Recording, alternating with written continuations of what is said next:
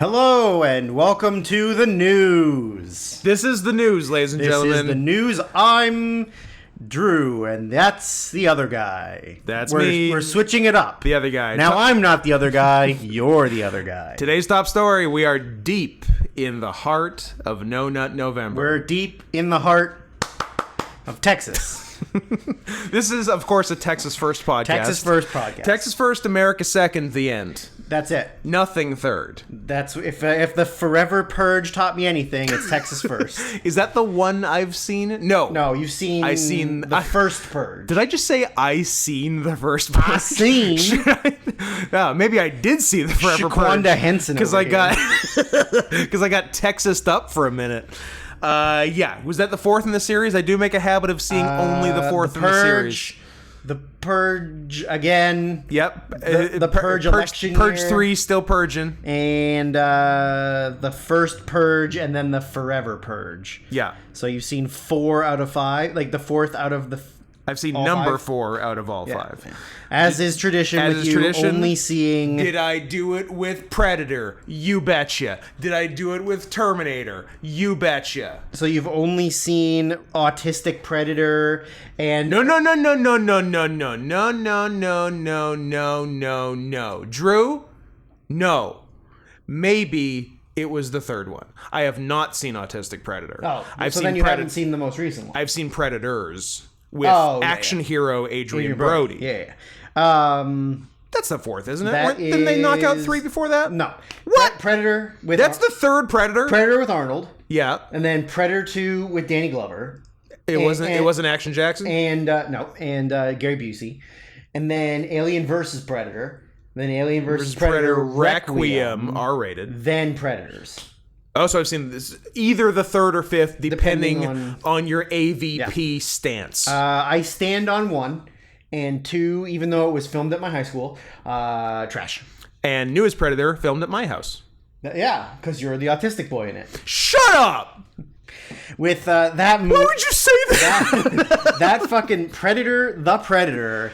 is such a slap in the face of anyone who likes Predator. It literally was filmed on my block for those. That wasn't just a weird random thing. AVP Requiem was actually filmed at my high school. Well, except for that high school's been torn down now, and there's not a high school there anymore. Freddy vs. Jason was filmed at my uncle's house. Oh.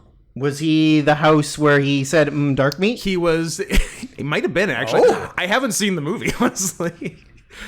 He was also the house that Jack built, which is interesting. Oh, I enjoy the house that Jack built. No, you know. I enjoyed the one part.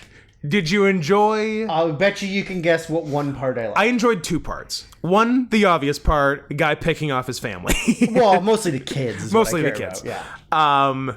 Other good part is where there was like a highlight reel of like the great moments in human history. Yeah. And one of the highlights was from one of his previous movies. Yes. So shout out to my boy, LVT, Lars von Trier. Yeah.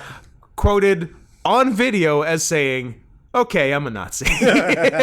You know what? I'm into it. If you haven't seen that video clip, anyone listening or Drew...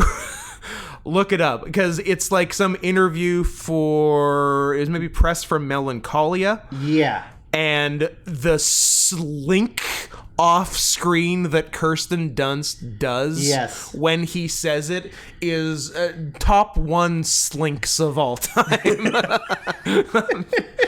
Also, now that I've said it twice, feels racist. It's just a verb, slink, but it doesn't feel good coming out. Yeah, that is definitely a racial slander for someone. Yeah, it's literally a combination of 2 slurs for Chinese people. I think that's why it feels bad. Yeah. It really is. It's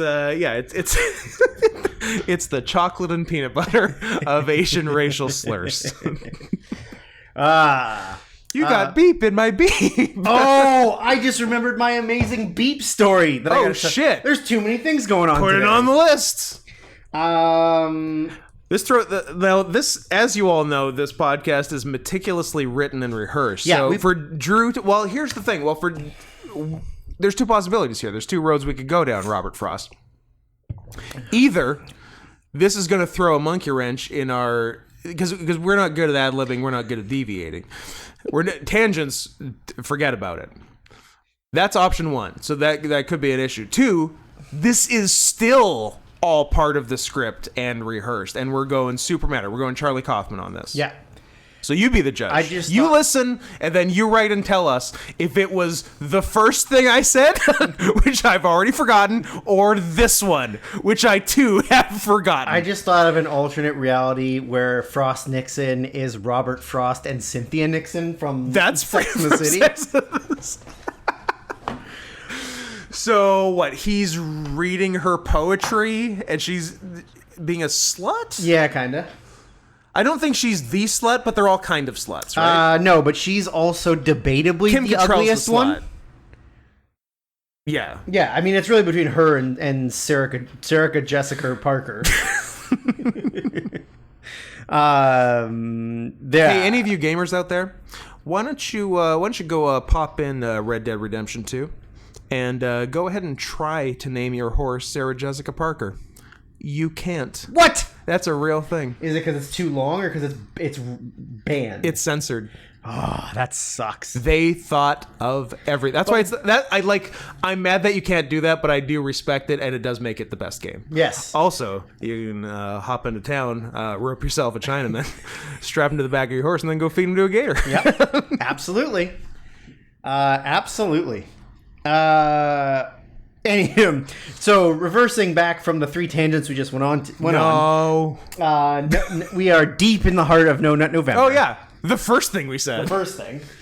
But we're not doing it to bring attention to prostate cancer awareness. I wish you had worded it like you had worded it right before we started, which was to promote prostate cancer. Yeah, sorry. We're trying to give it to everyone. We want you all to stop jerking off so that you get prostate cancer. Yeah. We need it to swell to the size of a small honeydew. Also, is that part of is No Nut November connected to Movember? I thought it was just like weirdos I don't know, man. who don't bust. I think it's some weird Christian thing. Yeah. Anyway, we're doing it. Not November. Because we're both weirdos and Christian. And no simp September. I didn't know that was a thing. We blew that one. Prostate cancer, and see what it gives me. I don't know if it's a thing. Oh, it does not have a health benefit. 0. And is bad for men. So are we nutting this November or not? We're not. No, we've already committed. Okay. We're several days in. No, that was the title of the second article. Okay.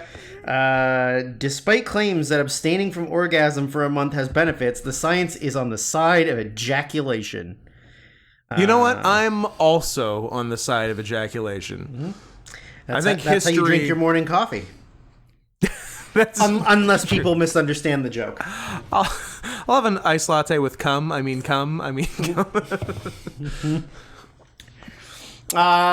So we are participating in the No Nut November. Yep. Not because of the suspected fake health benefits. But because we are edging. Yep. All the way to the end of this month. To 12/1. Or 1/12 if you're in the Commonwealth. So that by the end of it, 11/9, we are so full up to our eyes with cum. Yep. That we rage murder each other. Yeah. And the podcast is over. Yeah. But hopefully, in a perfect world, we die busting. We die busting. I hope killing each other causes us to limp dick bust. They're gonna Ray Romano. If you think you can kill someone and not get hard, yeah, more power to you. From experience, impossible. It is impossible to kill someone without them busting. It's like keeping your eyes open when you sneeze. Is staying soft while murdering someone.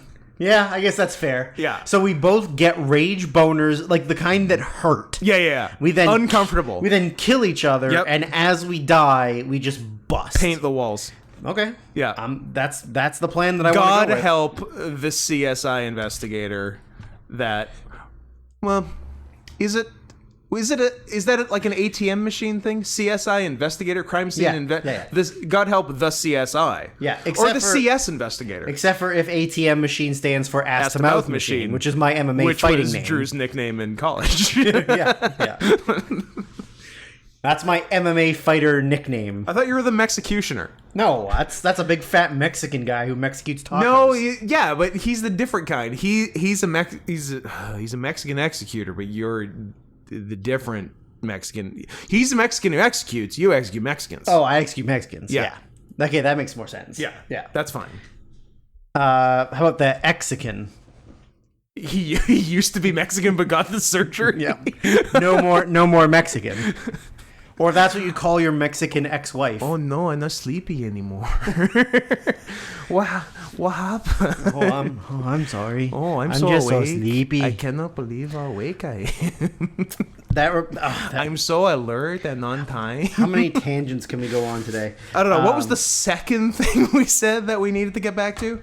No, it was just no nutting to kill ourselves at the end, and then get rage boners that explode when we die. Yeah. All good. Yeah. Here's what I'm gonna do now.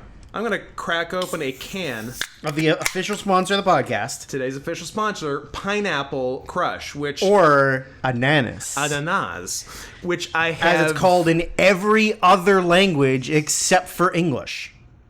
Yeah, it's all like variations on that. Because we have to call it pineapple. Yeah, we got some weird. And don't get us started on grapefruit. Grapefruit. That was a swing and a miss. That just reminds me of a very funny Kevin Hart joke about 50 Cent not knowing what a grapefruit was. Yes. Yeah. I understand. Grapefruit. No, 50. No. You don't understand. Grapes are a fruit. No, you're stupid. I like people, because like, sure, there's like old money people who are like inbred and borderline retarded, and what are you gonna do? But I like people who made their own fortune, and have like a 60 IQ. Yeah, that's awesome. Well, it's so easy to make like a fortune. 50 Cent, Floyd Mayweather. Yeah, Floyd. What a guy! A billionaire who can't read. That's sick. That is very funny. Or like Kyrie Irving. Oh, Kyrie, King. King. Am I talking out of line when I call Kyrie Irving the king of basketball? Fuck King James. It's King Kyrie. Absolutely. Yeah. Come on. You're right. Remember when the least of Kyrie Irving's problem? No, I guess currently the least of Kyrie Irving's problems is that he's a flat earther. Yeah. I meant to say when the worst thing about Kyrie Irving was that he was a flat earther. Yeah. Now he's got like 8 dumber things than that going on. And I like after the fact he sort of was like, no, I was just joking about that. I wasn't. But like nah, man. But like him saying he was joking about it was also him trolling. Yeah. Where he was like, no, I didn't actually mean that. That was just sort of a tongue-in-cheek thing about how if you say something in the media, it gets taken way too far, and then everybody believes it, except for the fact that I actually believe it. But also Australia's not real. Yeah, Australia. And there's no gravity. There's no gravity. There's an ice wall. We're floating on a turtle. And pilots are liars. Yeah. All of them. Dirty liars. If I go up really high, how come I can just see straight? How come I don't see it drop off? The king of basketball. The king of basketball. Kyrie, you magnificent bastard. But we got a lot to get to. I'm gonna take my first sip of Crush. Enjoy your ananas. I've had it. I randomly found it one time at a 7-Eleven near my old place where I lived. Mm-hmm. And could only find it one time and sent a picture of it to Scott and then never saw it again. Well, sent a picture of it to Scott, and then Scott went on frantically on his annual pilgrimage to Tofino, British Columbia. Brag. And upon returning halfway across Vancouver Island, there's a little town called Coombs, which has like a big market type place. Don't mispronounce it. Don't swap that M for an N? Yeah, okay. Correct. I do like, under normal circumstances, I do like N swapping. It's how my dad made his fortune. I shouldn't have said that, but I did. Oh boy, off to a strong start. Yeah, a little big old market type place in Coombs where the roof is covered in grass and goats live on it, which is pretty fun for everyone. And at the big sort of store they have there, I looked in the cooler, saw some Pineapple Crush, just as Drew had told me. And I'm like, well, shit, I haven't had it yet, but it seems to be readily available and plentiful, I think is the first word I was going for. Yeah, I think so too. At every 7-Eleven in Vancouver, so I don't need to buy it here on my trip. I can just get it when I get home. And it was never seen again until 2 years later at the same market in Coombs, BC, where I bought 4 and against my better judgment gave one to Drew. And what's the It's really good. I know, right? It's really good. It's delicious. It starts because I've been doing a lot of soda tasting. Mm-hmm. I'm looking to get into You're a soda boy? I'm looking to get into a soda sommeliering. It almost starts like a crushed cream soda. A little bit. And then you get the pineapple. It's lovely. Mm. Yeah, I love it. I'm disappointed that once I finish this, I'll have to wait 2 years to get another one. Except that you'll be dead on December 1st. That is true. This is the last Crush ananas I will have. Let that be of some comfort to you. Yeah. That you will only go a few weeks in your life without Crush. A few weeks of the rest of my life without Pineapple Crush. It is delicious. I don't drink Crush enough, but I like it. A nice little sampling of it every now and then. I could not tell you the last Crush I had, honestly. You didn't. Sometimes I see Lime Crush and I'm like, that's good, but I didn't buy it. You didn't buy it. Yeah. Yep. I enjoy them. They're really sweet and overpowering. Yeah. So you don't want to have too many of them, or you'll give yourself the diabetes. I think Grape Crush is good too, but I probably haven't had it in 20 years. Wow. We should get you a Grape Crush. I'm gonna have to crush up. I'm gonna get a crush on you. Oh. Do you want to start off with my very quick beep story, or do you want to go on to Drew's hockey corner? Or do you want to... Let's go beep story. Okay, very quick. Yeah. Moving, we have I can't in the job that I can't say that I have. At your secret job. Although I think saying this will at least give more of a hint. At your secret job. In the CIA produce department. We have what are known as like power jacks, which to move like heavy, not going in the bathroom. I was gonna say that's not what I thought it was. You go in the bathroom, you link your fingers together to make a hole, and then you just fuck your hands. Yeah, but not like all your fingers. Yeah, well, you put these together. What? No, and then you make a hole. No, but that's like too many fingers. You do like 2 fingers each hand, right? Like this. Well, yeah. Otherwise, most of it's just air. I guess.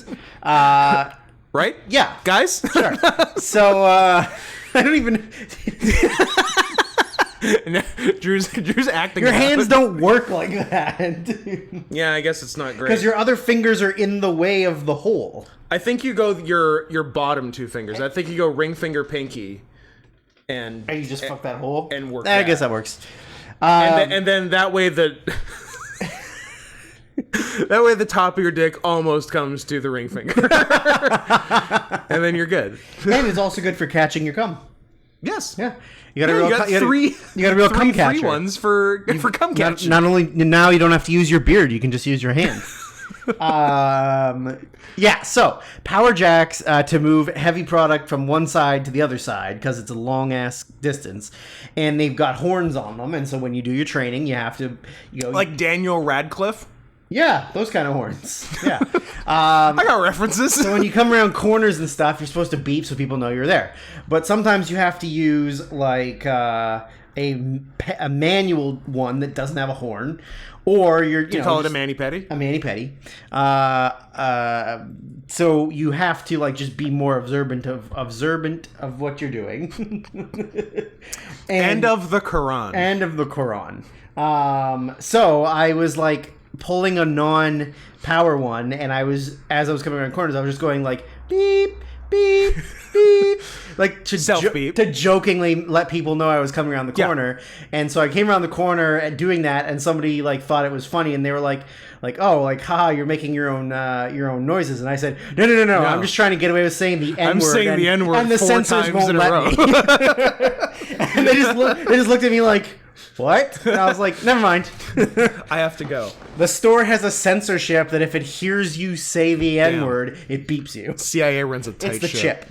It's the vaccine chip in your brain. That's right. That it prevents you from saying the N-word. Go ahead. Try it. Try it. Wherever you are right now. Yell it. Just say it out If loud. you're listening to this on the bus, and see if it stops you. try N blasting, and you may be surprised. N blasting. Not to be confused with N swapping. No, N swapping is a very different thing. Much more sexual. A lucrative trade. Yeah. But yeah, that was my silly beeping story. Beep, beep. I like that. Oh, cute. You're making your own noises. No, I'm being racist towards black people. So are forklifts just like swearing all the time? Mm-hmm. That's crazy. Every beep you ever hear is something non-human saying the N-word. Or microwaves and trucks and when you're scanning your items. Those at a grocery, crosswalk at a signals. Store. Yeah, that's just all technology trying to say the N-word. Hasn't cracked it yet. Mm-mm. Is it all N-word or is it some other stuff like slink? No, because you can say slink all you want. True. No one's gonna get mad if you say slink or either of the two words that make up slink. It's only. I mean, you don't get to be on SNL if you say the second one. That is true.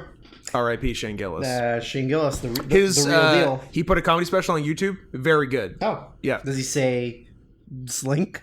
He doesn't. Aww.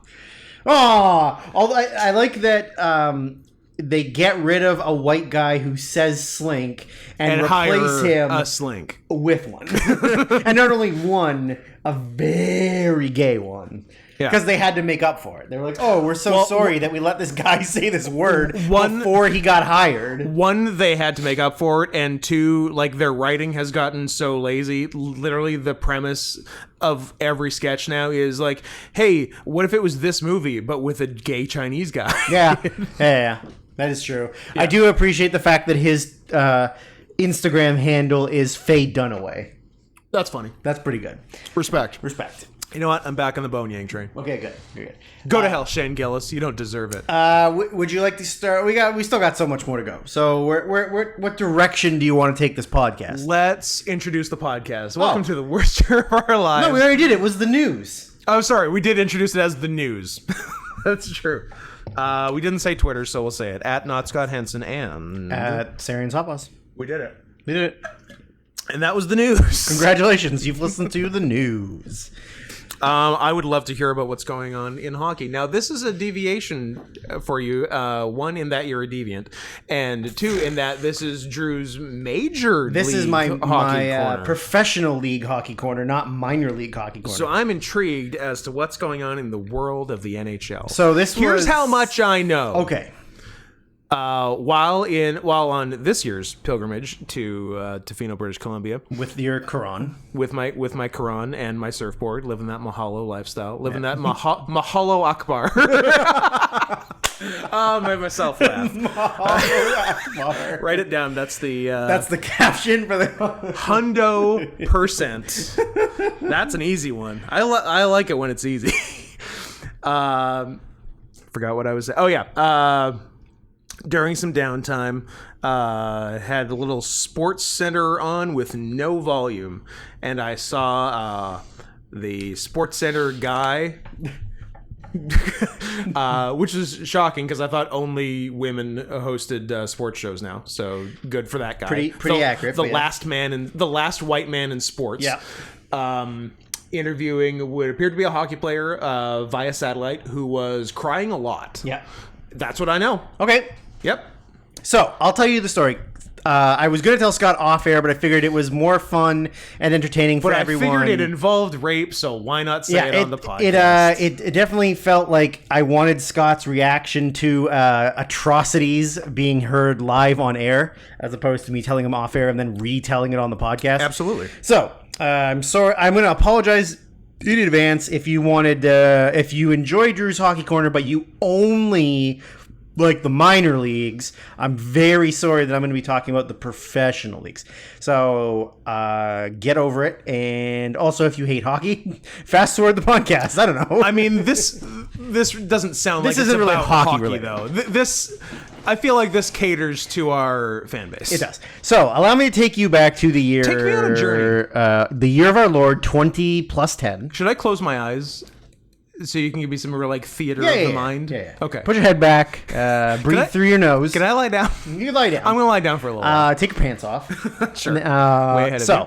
2010, the Chicago Blackhawks, they won the Stanley Cup. The CBHs. The CBHs. Which, if you're wondering in this woke world, why they're still called the Chicago Blackhawks. Why their logo is an Indian? It's actually not even anything racist. It's a tribute to an Indian chief who something was a good guy and did a lot of good things for progressing America in the early years of its formation, and it's like a tribute to him as opposed to a racist name like the Braves or the not Indians anymore.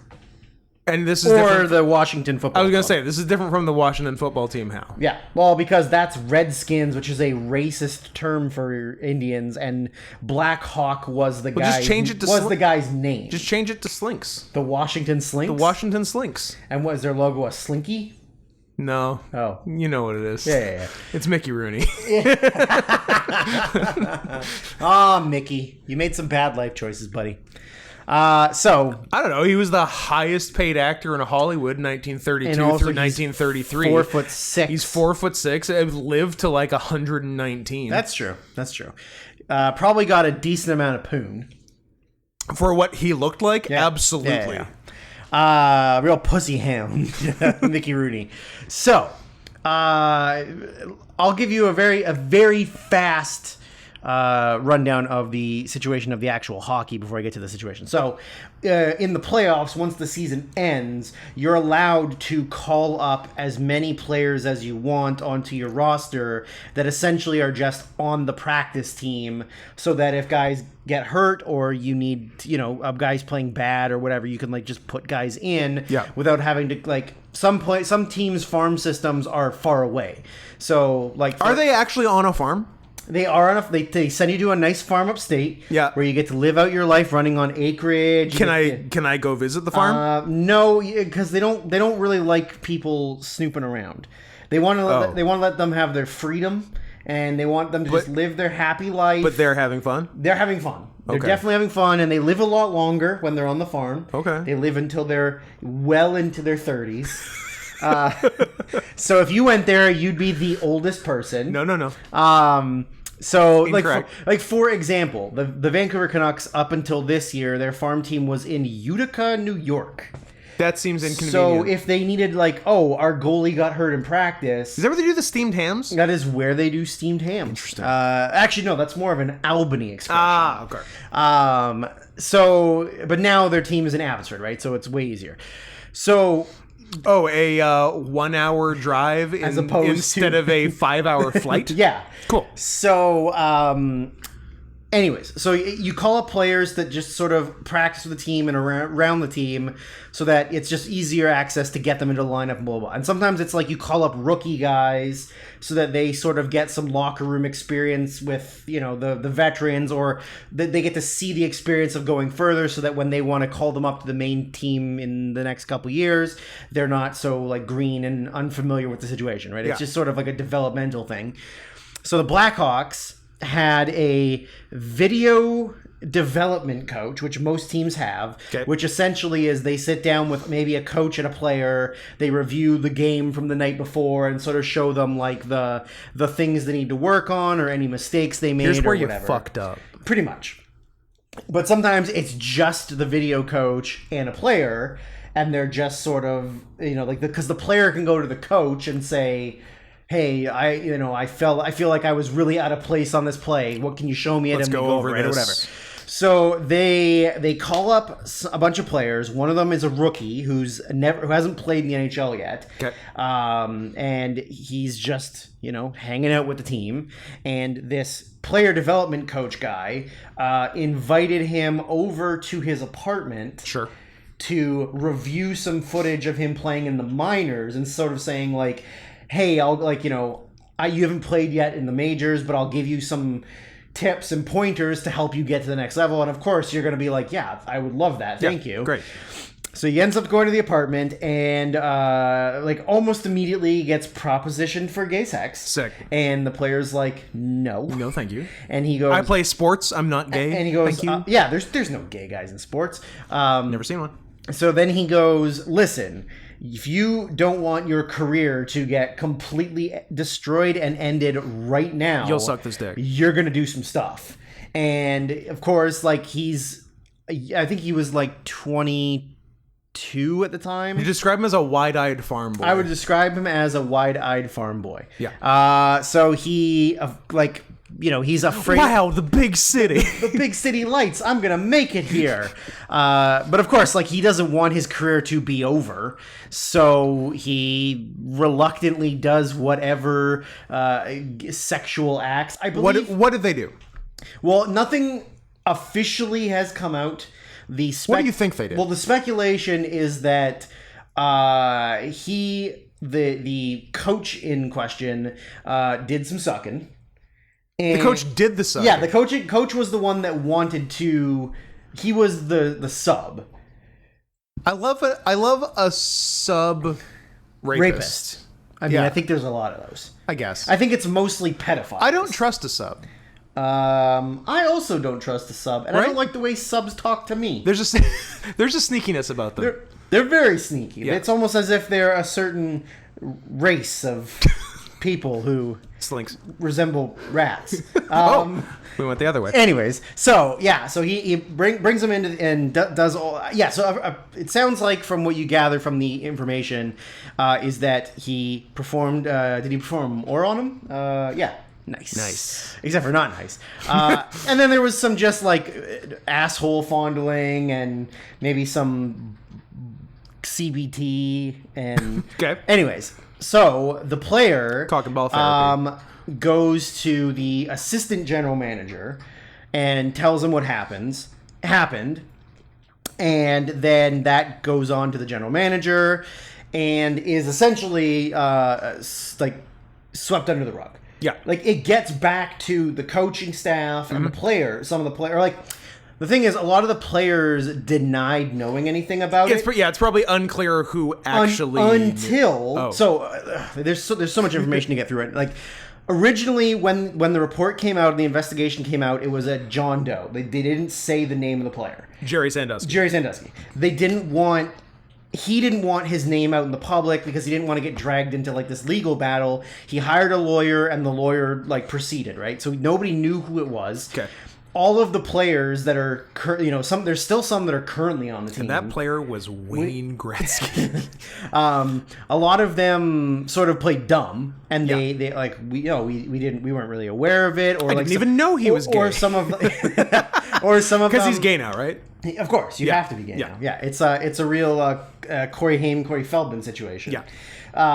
So a lot of them played dumb, or a lot of them were I maybe heard something, but nothing was ever brought up, so I don't know. So then the league. Sorry. Oh, there's so much. There's so much. So the coach finds out, the general manager, assistant general manager know, some of the players obviously know. Then they win the Stanley Cup.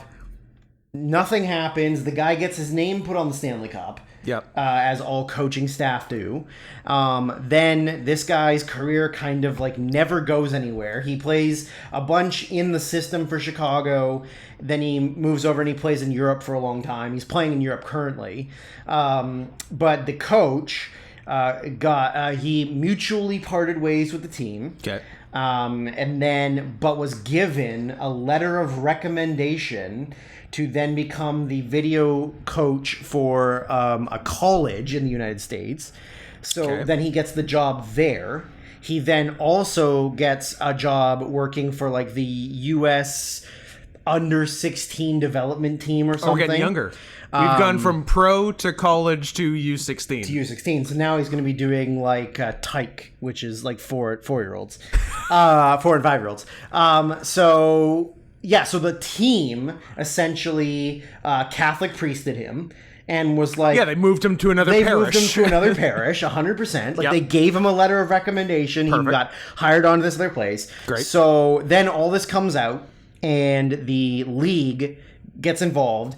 But the league allows the Blackhawks to conduct their own internal investigation. I see no conflict of interest. While the guy who is still the general manager and the assistant general manager are still both there as in that position, plus some other coaching staff. So they do their internal investigation. It then comes out... Turns out everything was fine. It comes out that there is no formal record of the guy's employment because they claim it was all... Is he a contractor? Well, they claim it was all electronic and was on the old system. And since they've updated the new system and he hasn't worked there since 2011 or 2012. When they got computers. There's no like records of any complaints. We lost all the paper him. Records in a fire. Yeah. So there's like no records of complaints against him or anything. And that's a pretty funny move. It is really funny, yeah. Like I respect that. Sorry, like we... I don't think he even worked for us. This name isn't familiar with me. I think you're misremembering. I think they accidentally put his name on the Stanley Cup. So... Then this comes out, and then they do an actual investigation after. Oh, someone other than the Blackhawks? Yeah, so other than like the league, the league hired an independent to go and They hired the Cleveland Indians to do it. Oh, the Cleveland Guardians, Scott. Pardon me. The season's over. Now they're officially the Guardians. Oh, R.I.P. Indians. R.I.P. And for real, R.I.P. Indians, because we really did a number on you guys. Really did a number on them. So they do the private investigation. Turns out, he absolutely did it. Absolutely, he raped the shit out of him. Then there was a bunch of players from the university that stated he did some not quite as aggressive acts, but also some other non-chill stuff. Then a bunch of other players that played on that team, the Blackhawks team, that weren't like the star players, that were also just like called up guys, whatever. Pretty much like put all of the big name players on blast and like, the whole fucking locker room knew, everybody knew, they're all bullshitting. So we're talking Taves, Kane, Sharp, Seabrook, Gretzky, Howe, Lemieux. Yeah. Or both Hulls. P.S. Bobby Hull, complete piece of shit. Oh, yeah? Total wife beater. Sick. Complete wife beater his entire Sorry life. about your mom. Sorry about your mom, Brett. But yeah, so that investigation comes out. Then the league has meetings with the general manager and assistant general manager of the Blackhawks, the former head coach, who is now the head coach of the Florida Panthers, and then a guy who was like a associate coach or associate general manager, who's now the general manager of the Winnipeg Jets. The Blackhawks general manager and assistant general manager both stepped down. Yeah. The guy who is now the Florida Panthers coach also stepped down as the Panthers coach because of the investigation. And now, like, they're shutting down hockey. Now Taze and Kane and like all these other guys are like, we really wish that we had done a lot more to bring this to attention. We wish we had done one thing. Yeah, like I think Taze said today, like, yeah, I mean, irregardless of if we had won the Stanley Cup that year or not, like, that's not the point. We really should have, like, looked out for him, and, like, it's our fault. Did they beat us in the Stanley Cup? No. They beat... Did Boston beat us in the Stanley Cup? The Boston beat us. Okay. They beat the Flyers. Did we beat them in the year that we went to the finals? The conference finals? Was us finally beating them, because they beat Vancouver, like, 3 out of 5 years in the playoffs. Yeah. It was... Yeah. Anyways, so... Now, yeah, of course, everything comes out and they're like, hey, this guy did it. And all of them are like, yeah, we knew. We really should have done something. We feel really bad for him that his whole career got derailed. And, well, like, oh, convenient that now you remember that this happened. We're all going to chip in and give him a $100 gift certificate to Pier 1 Imports. Oh, I was going to say Sizzler. But... No, I'm thinking nice. I'm thinking mid-level furniture. Yeah, no, you're gonna go Crate and Barrel. Yeah. Foreshadowing. Foreshadow. But yeah, and then afterwards he came out and revealed who he was, like the actual player, and then now that's where he had the interview where he pretty much just like, said all this stuff. That was when he was crying.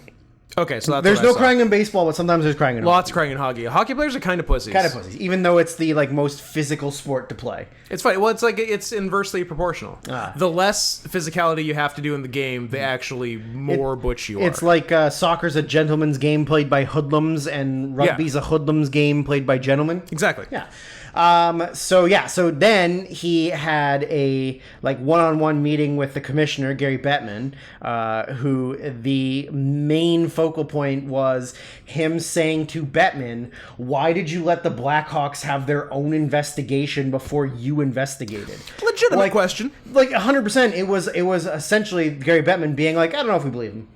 There's no gays in hockey. I don't know if we really believe him." Seems like a liar. So Bettman's response to it was, well, we wanted to let them investigate so that when we investigated, there wasn't a whole bunch of crossover. Essentially saying we didn't want to have to do more work. So we let the Blackhawks do some of it, and then we did the rest. Yeah.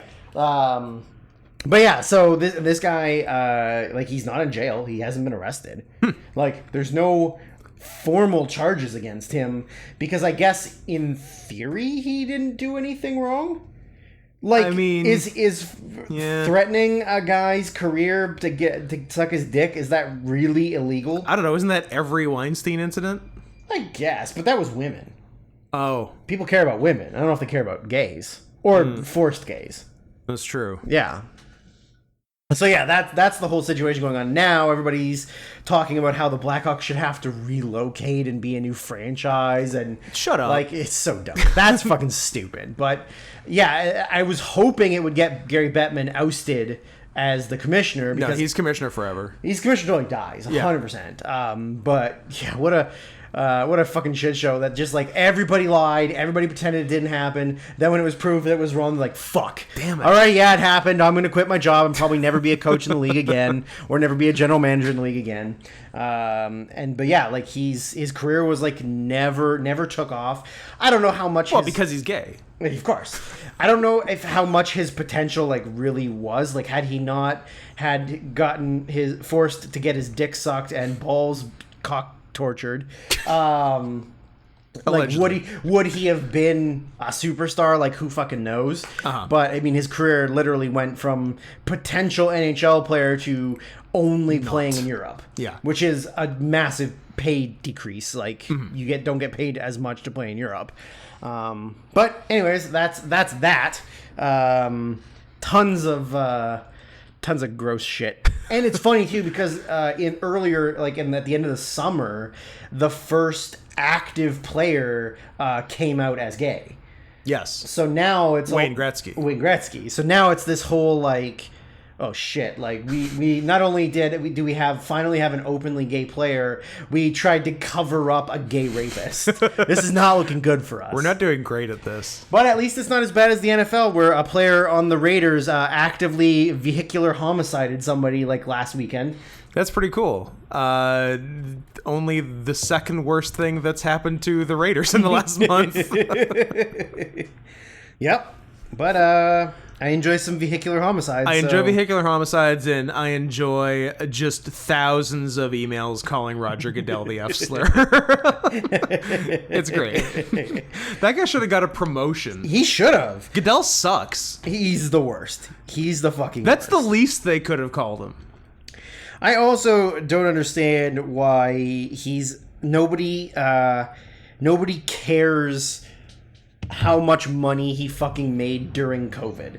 Oh yeah, it was $128 million. Not bad. Because he brokered a new collective bargaining agreement and a new television deal. Yeah. While all the other teams, all the teams, couldn't play hockey. Couldn't play football. Oh, football. Yeah, couldn't play football, and we're losing money, and he made $128 million, and that's sick. Nobody seems mad enough about it. No one was that mad. Yeah. That's pretty good. So that ends Drew's Major League Hockey corner. I mean, I can tie it all in by saying that the Chicago Blackhawks farm team is the Rockford Ice Hogs. Nice. Yeah. But it's not dicks. The Rockford Thick Hogs. It's the Rockford Thick Hogs. I would like to shift gears to my shout-out portion of the podcast, which unfortunately has to be anonymous. But here's their logo. I like the Ice Hogs logo. It's cool. That Ice Hog has a thick hog. Well, he himself is a thick hog. He is a thick hog. He's a chode with a chode. He's 2 levels of thick hog. Yeah, he's a chode with a chode. So, a friend of mine who is hopefully listening. What if he's not? Now you're going to look stupid. I am going to look stupid. I'll feel quite the fool. So, fingers crossed on this one. And let's cross some other stuff afterwards just to be safe. Cross the streams. Yeah. Crossing guard. Yeah, free associate. Christening cross. I don't know. I got nothing. Anyways. So he messages me the other day saying, let's see. I'm just going to read it, and then if I say too much, stop. Dude, last night I noticed my former boss follows me on Twitter still. He was a total knob. I looked at his profile, and he has his name as a .com URL on his Twitter profile. I clicked it, and it wasn't registered, so I bought it on GoDaddy. Help me think of something to do with it. I want to make it clear that this is someone I don't like. I said, well, depending on how hard you want to go, you could redirect it to stormfront.org or if you want to go a little lighter, I mean, you could always redirect it to furry porn. And he's like, oh man, that's great. I'm like, yeah, this isn't my first rodeo. He says, yeah, I feel like furry porn is funnier. ... Can you recommend a site to me? I respond, oh, I wouldn't know about that. Furaffinity.net, e621.net, deviantart.com. Went with Fur Affinity, the classic, and that guy's name.com currently redirects to furaffinity.net. Nice. I haven't heard any repercussions of it yet, but I hope. Although I guess we'll probably never know, because it's not like, I don't think he talks to this ex-boss he doesn't like. Right. So unless someone posts something publicly on that guy's Twitter, it'll just be people asking him privately, hey, I clicked your .com in your Twitter profile, and is that what it's supposed to be? So I love a good prank. Yeah, and you've been pranked. And much respect. But we actually conceived of another prank after we saw Dune a week or two ago, which was start advertising your neighbor's house as a haunted house attraction, like register vancouverhauntedhouse.com and advertise their address so people are showing up between 11 and 6 every day saying, yeah, we're here for the tour. Oh, that's a good prank. And then if you want to extra fuck with them, when they go on vacation, if you have some contact with them. The problem is you can't have too much contact or they'll know you did this. You can't do this to your best friend. No, you can't do it to your best friend. You can only do it to a cursory acquaintance. But with this cursory acquaintance, if you can get out of them where they're going on vacation and then change the address of the haunted house to where they're staying on vacation, and then people show up there and make them absolutely lose their minds. That's really, really good.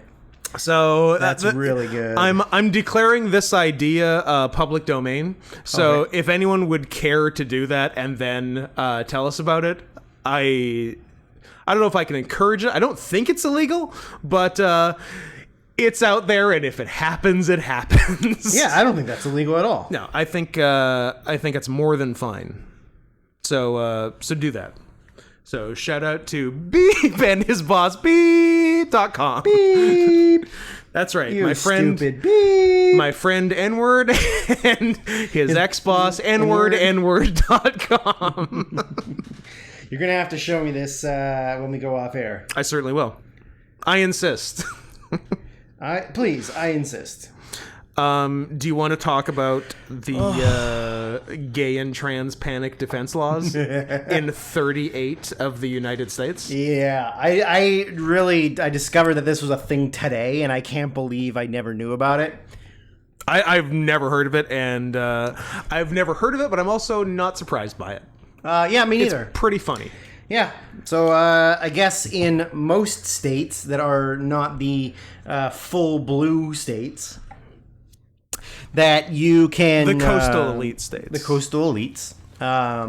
You can shoot and kill someone and claim that they were trying to have gay sex, or... They were trying to be gay on you. Or trans sex on you. Or be trans on you. And I guess it's hard to prove that it wasn't that. Yeah. So I guess Scott and I should never go anywhere where they might think we're gay. Or know we're gay. True. I guess we're going to have to stop going to country bars wearing our matching kitty cat face masks. Yep. That's strictly reserved for anywhere we go while recording the podcast. Correct. And then get compliments from girls who definitely think that we're a gay couple. For sure. Yeah. But it's still nice. 100%. I still like it. Yeah, I mean, America, you got some fun ideas. And the way you heard of this was Virginia just... shot it down. Yeah, they banned that law. So, P.S. Another fucking L for Virginia. Yes, Virginia's getting a little blue for my tastes. Like we said, West Virginia is where it's at. WV gets it's almost heaven. No coincidence that it also stands for wet vagina. That is true. Fucking dude's rock state right there. That is true. Virginia, I don't know, man. I like a state First state, more like last state in terms of cool anti-LGBT laws. I like a state that has not only a gay trans panic law, but also a stand your ground. Yeah. Like, you really need both. Well, you got to cover your bases. Like, a state you need where... stand your ground for straight black men, and then gay and trans panic But you for can everything just else. say that the black man's gay. He looked like RuPaul. Yeah, he was tucked. I think that was a RuPaul. He was tucked. I could tell he was tucked. He was trying to RuPaul me. He was trying to make you into a drag queen. Yeah. Yeah, I love that you just need to pile on laws. Like, you need 7 laws to cover the one same thing. Yeah. So it's like... Yes, the same thing, murdering people. Murdering people, yeah. Let's be clear. I think they got into my personal space. Yeah. I think they were gay sexing me. Mm-hmm. I think they might have also been a trans. I felt gay sexed. I felt gay sexed. I think they were also trans. Yeah. They were wearing a fursuit. They were carrying their own weapon, so it was self-defense. Did you know that it's 100% legal to do a mass shooting at a furry convention? Not a lot of people know that. Yeah, that chlorine gas thing at MFF some years ago was the least of anyone's worries. Oh boy. I love that I had a friend and at the time coworker on the news being evacuated from whatever hotel in Chicago it was for a chlorine gas attack. And I threatened him, I don't know, the entire rest of his employment of showing everyone we knew at work that video. Or honestly, if anyone at work who was watching global news and had a keen eye wouldn't even need me to tell them. Yeah. Shout out, Manny. Oh, respect. Manny. Hey, former coworker of mine. Yeah, we traded. Yeah. You got a gay furry bottom, and I didn't have to deal with one. I still have a gay furry bottom. That is correct. I'm not gay, but my asshole is. Yeah, but you can't fit anything in there. Whose line is that? Oh, it's an R.I.P. Harris Whittles line is what that is. We lost him. Well, that's it for my Ananas crush, so I guess it's time to die. Give it a couple weeks. Yeah, but it's time. I'm building towards time to die. Now that it's gone, you're ready to die. I'm ready to die. You're starting to accept it. I'm at the warrior's death. We got some movie talk to get to. Now tell me, Drew. Tell me this. Did you happen to see the feature film *Malignant*? Am I a big James Wan fan? I mean, I know this. You're being sarcastic in that you're saying you're not a James Wan fan, but I bet you've seen every movie he's made. I'll tell you right now. The filmography portion of the podcast. Everyone's favorite. Drew looking up lists. James Wan. I've not seen... Liar. I've not seen Spiral. Oh! I have. And did I tell you about it? Yep. I did. Did I tell you about it on the podcast? Time we recorded, yeah. I did. Okay. Have I? Oh, I've seen Just to reiterate, if you missed last week or the week before or whatever, I can't believe it was worse than Old. I was told it was going to be. I didn't believe him. I called him a dirty liar and a fink and a gay man. But he was right. Spiral wasn't directed by him. It was produced by him. I have seen... Yeah, no, I didn't think Spiral was every James Wan. movie he's made that has come out, I have seen. That he's directed. The Conjuring, Aquaman, *Malignant*, Saw, The Conjuring 2, Insidious, Furious 7, Insidious Chapter 2, Dead Silence, Death Sentence, and then that's it. I haven't heard. Am I going to see Aquaman in the Lost Kingdom? Probably not. Fucking right you are. Probably not. You saw Aquaman 1. Because it was free on Crave and Kelly and I were bored. Dead Silence. And that's not going to come up with the second Aquaman? Dead Silence is a 2007 horror movie that is about a ventriloquist dummy that kills people. Ooh. And Death Sentence is Kevin Bacon, and it's kind of along the same lines as Taken or that Mel Gibson Edge of Darkness. Grizzled old dad gets revenge on bad guys. Nice. It's fine. It's better than the Mel Gibson one and not as good as Taken. Okay. Is it better than Braveheart? As far as a producer, same thing. I've seen most things he's produced. But you're not a fan. Well, here's the thing. Nothing will ever stop you from seeing all the bullshit he makes. Here's the thing. Every time he makes a movie, and I've seen it, and I go, James Wan, I'm never giving you any more of my fucking money. Uh-huh. And then... Kelly Summers will go, should we be fags and go see the new Annabelle movie? And I go, I mean, it's not like we have anything better to do. And then we go, and then I say, it's rinse repeat. Luckily, this time, I didn't have to pay for it. So this is the way an addict talks. Correct. I'm addicted to James Wan's bad filmmaking. You're a wanaholic. Although Furious 7 was quite a delightful cinematic experience. Haven't seen it, only seen it 1 and 8. Which is going against my number 4 policy. So I saw that *Malignant* had like really good reviews and really good ratings. Yeah. So in my head, I was like, okay, it's just going to be another like The Conjuring style, but it'll have its own like weird twisty something. I can't confirm if it's The Conjuring style because I've seen none. Maybe nothing in the Waniverse. You never seen The Nun? Nope. You've seen Wish Upon. I keep forgetting that's in the Waniverse. I have done a commentary on Wish Upon. Of the Waniverse, that is the stupidest 7th or 8th movie in the Waniverse. Yep. Because Insidious, all your Conjurings. Insidious 2, then The Conjuring, then maybe The Conjuring 2. I was trying to go in order, but I can't go in order. Respect. Conjuring. So yeah, Insidious 1, Chapter 2, 3, The Last Key, then Conjuring 2, Annabelle 2, The Nun. The Lady of La Llorona? No, Wish Upon was before that. So Wish Upon might be the 5th one. What I just said in the verse? Yes. I'm pretty proud of myself. Yeah, of course. I took a fucking shot. So that's 10. Holy then shit. La Llorona is 11. Then The Conjuring 3. Then Insidious 12. 4. 4-ish. And then this one. So this is the 14th movie in the Waniverse. Jesus Christ. And they're all connected. This one's connected. Like, if you had seen the other ones, are there some connections? No, but I think... Oh, maybe this one isn't connected. I thought there was Easter eggs in it that connected. I mean, there very well could have been. I just wouldn't have seen them. Anywho, irregardless of the fact that this is connected. I don't think irregardless is a word. Unregardless. Thank you. I assumed it was just going to be a slasher version of a James Wan movie. It's an hour and 52 minutes. It is. Yeah. It felt it. Yeah, it felt it.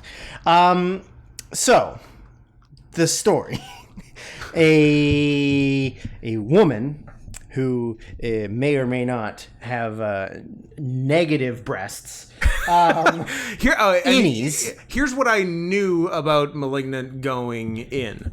I saw that it had recently been done on How Did This Get Made, and I know that Adam has seen it twice. Okay. Recommended I see it, knowing I don't like horror movies. Okay. And gave it a 6 out of 10. Oh my god. So I was, and then you told me to watch it also. So I was intrigued. Right, but I told you to watch it for the opposite of what Adam told you. Yes. Adam gave it 6. Yeah. I did not give it 6. I need to have words with him about that rating. So I saw that it had really good reviews. So I'd gotten a $25 gift card for Cineplex, but there wasn't anything in theaters playing unless we wanted to go see. Was it for going 4 straight movies in the theater without getting caught jerking off? No, you don't get a prize for that. Oh. That's just the internal reward of knowing. No I did it. You. I did it! Oh, finally. But then you're so excited you bust. Literally, the only movie that was playing was like 15 or 16 showings of Venom. So Let There Be Carnage. Let There Be Carnage. So we rented it at home. Release the wig cut. The wig of Venom. Let There Be. I know they filmed the whole thing. What was the other cut that you wanted the release of? I want the spacey cut of all the money in the world. Release it. Release it. I need to see him being sexually aggressive towards young boys. Release the spacey butthole cut. I want a combination of all the money in the world and cats. Of course. Starring Christopher Plummer as Ian McKellen as a cat. As a cat who molests young boys. Sure. An apt pupil.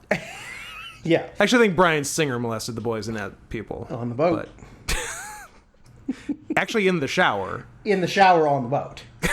I don't think they filmed all of Apt Pupil on a boat. You don't know. I can't prove it. Have you seen it? Yes. Oh, okay. Yeah. Yeah. Very sexual. In the Bryan Singer verse, where all his movies are connected, which is X-Men 2, Usual Suspects, and Apt Pupil, and one of the more recent Bohemian Rhapsody, and one of the more recent X-Men. I think. Did he get the reins on Apocalypse or something? Dark Phoenix, maybe. Dark of the Moon. Yeah. Not Dark Side of the Moon. You can't say it. Why? Pink Floyd will get you. With their Transformers, Dark of the Moon. You know that phrase, Dark of the Moon? The Dark of the Moon. Classic. Which side is it? Well, we can't tell you what side it is. But we can tell you how dark. light it is. It's the light. It's the opposite of the light side. Yeah, you know the light side? So you mean the dark side of the... No. No, they're going to get you. They'll get you. They're going to get us. Roger Waters is pissed. He is pissed.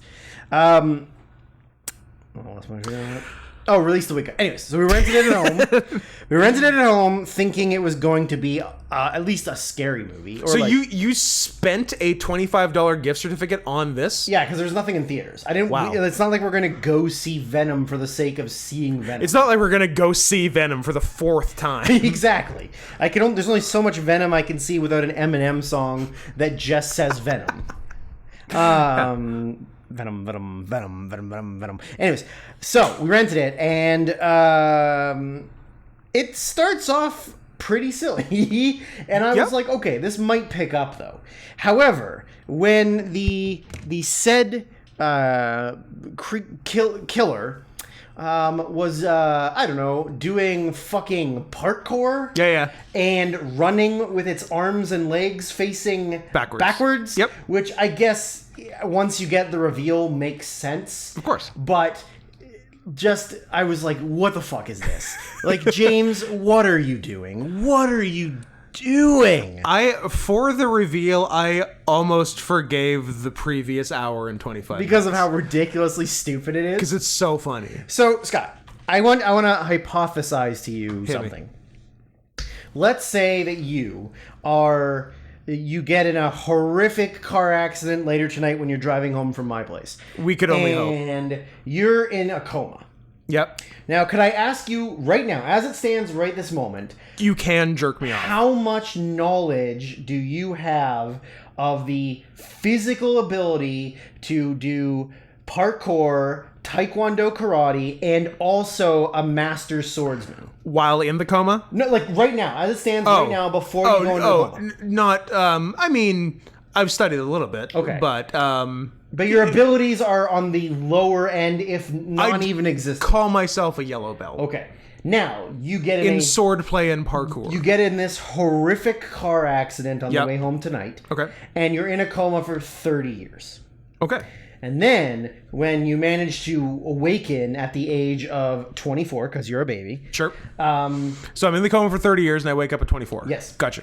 Because you're a negative fetus right now. I'm fetus. And you wake up, and all of a sudden, you're fucking Jackie Chan. Oh! Okay. You have the ability to dodge punches, dodge swords. Are you saying you're I can... master swordsman. So you're saying I can dodge bullets? You can dodge bullets. The correct answer was, I'm saying once you learn something, you won't need to. No, I was doing Matrix, not fucking Wanted. And also, you can parkour your way down a 9-story apartment building. Yeah.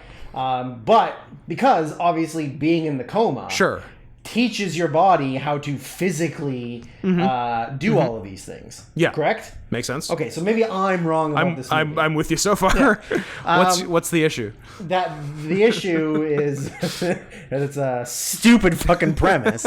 So, the idea is that there is this girl who has no boobs, which is a big... Can't stress enough. Big minus for me because there was no jumbo natties. And she was pregnant for a minute. Well, that's true. She was preggers. And even preggers, usually you get some jumbo... Well, that's what I mean. Imagine me jambalayas. Pregnant and no tits. Worst of both worlds. Worst of both worlds. It's almost... The only reason you should get pregnant is to get bigger tits. It's almost as if she wasn't really pregnant. What? I know. So, oh, God, I can't... So she's at the beginning. You sort of get the reveal of being in a child mental institution, and they're performing some kind of like electroshock experiments at the Simeon Research Facility. At the Simeon Research. Also, I know it was spelled different, but they kept saying Simeon, and I kept wanting to see monkeys. And I never got to. What are a symbiote? And it's a tie into Venom. Ooh. So. Yeah, you kind of get an idea that there is an evil presence that is very powerful, and it murders some people. Yeah, and then for over an hour. Well, I'm saying right at the beginning. Okay, yeah. But you never see anything, and then they manage to like electrocute the evil. Yeah. And then during the opening credits, you sort of get these snippets of like performing surgery, like slicing off giant chunks of something. Yeah. And whatever. Now you go into the future in like current modern time, and there's this woman, and she's got a husband who's a cocksucker, and but he likes UFC. He does like UFC. He likes nondescript. Can't show the logo of not UFC. Sorry, he doesn't like UFC. He likes MMA. He likes jits. Yeah. So and then practicing what he learned on his pregnant wife. Correct, as you should. Yeah. He hit her with a sick flying armbar. Yeah. Give her a Darce choke. Or fucking pie-faced her into a wall. One of the two. Pie-faced her into a wall. So he slams her into a wall. Then she doesn't want anything to do with him, like obviously because he abused her. Then, surprise, surprise, this evil creature thing turns a blender on, and then it opens a fridge door, and then it's spooky. Does. And then fucking kills him. Literally rips his head off. Yeah. Slams him so hard into the corner of a wall that his neck snaps, and his whole head just bends. His head like goes around backwards 270 degrees. Off his body. So... Then I don't know how much detail I even give a shit to go into this. She's having visions of murders, And then it turns out that the murders are happening. And Yeah. when she tries to warn the police that the murders are happening, they're Because like, she sees a murder happen and then hears it happen. and then the murder happened. And then she sees another one and goes to the police, and the police are unaware of the second murder. Yeah. She's like, go to this apartment. And they do, and there was a murder. Yeah, and they were like, okay, maybe you are just a stupid bitch, but also something's going on here. Or maybe you're doing the murders, bitch. Maybe you're the murderer. So yeah, so she's being... Also, from her domestic violence incident, the back of her head has been consistently bleeding for like 36 hours. Yeah, the wound will not heal. Go to the hospital. In theory, wouldn't... No, I guess not. Yeah, she didn't go to the hospital. No, her head bled for so long. Right. So she's constantly bleeding, and then every time she wakes up from a vision, there's blood on the pillow or whatever. Yeah. She gets her sister involved, and her sister believes her, and they're trying to figure out what's happening. Then in the visions, she sees like a horrifically mangled faced guy with like a black trench coat on, and his limbs face the wrong way on his body. Yeah. So his legs and arms the hands and legs are facing his back. They point the opposite way of his face. And then there's like a death scene where like the arms have to go behind and hold like a weapon and stab, and it just looks so fucking terrible. Like the CGI of it is awful. Some of it looked really considering bad. It's 2021 and James Wan is like a well established like main player in horror. The CGI was like, oh, we've run out of budget. I don't know what can we do. The whole thing looked like I'd be interested in the budget because the whole thing looked really cheap. It also looked like it was filmed in like 30 frames per second, soap opera style. Yeah. Like it looked really cheap. Let's see if I can find any form of budget for it. It says 40 million USD, which is cheap for like a big theatrical movie, but it's still $40 million. Apparently, it's considered a box office failure. Oh, good. Maybe The One versus Dead. Good luck with that. I don't know. I bet you if I look, he's gonna make 14 more. I bet you if I look up like in production, he's already got like 9 other 100%. movies going on. I mean, he's already got the new Aquaman movie. So, I mean, we get to look forward to that. So what do we got here? We got we got Aquaman 2 and some TV show that he's doing called Archive 81. Cool.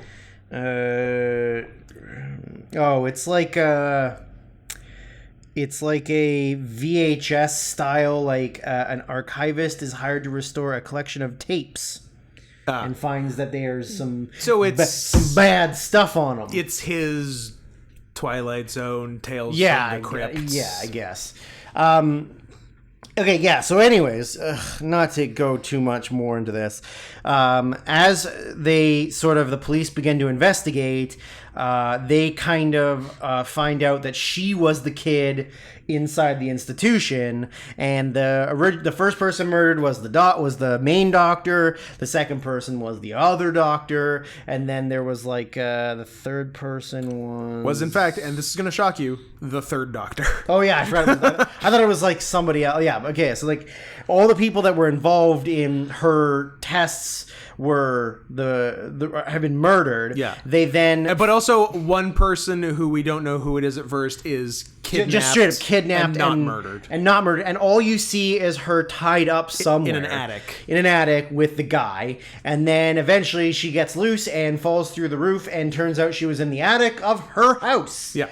So then the police think she's kidnapped the person. They find the cloak. They find the gloves. They find the whatever, the murder weapon. The murder weapon. Oh, the murder weapon was so fucking which was dumb. Made out of a trophy the first doctor he killed received for excellence in neurosurgery. Yeah, which was essentially a gold dagger with the snakes around it. It's the goddamn, I always forget the name of what that is. The medical symbol with the snake around the thing. God damn it, I should know that. Baryonyx.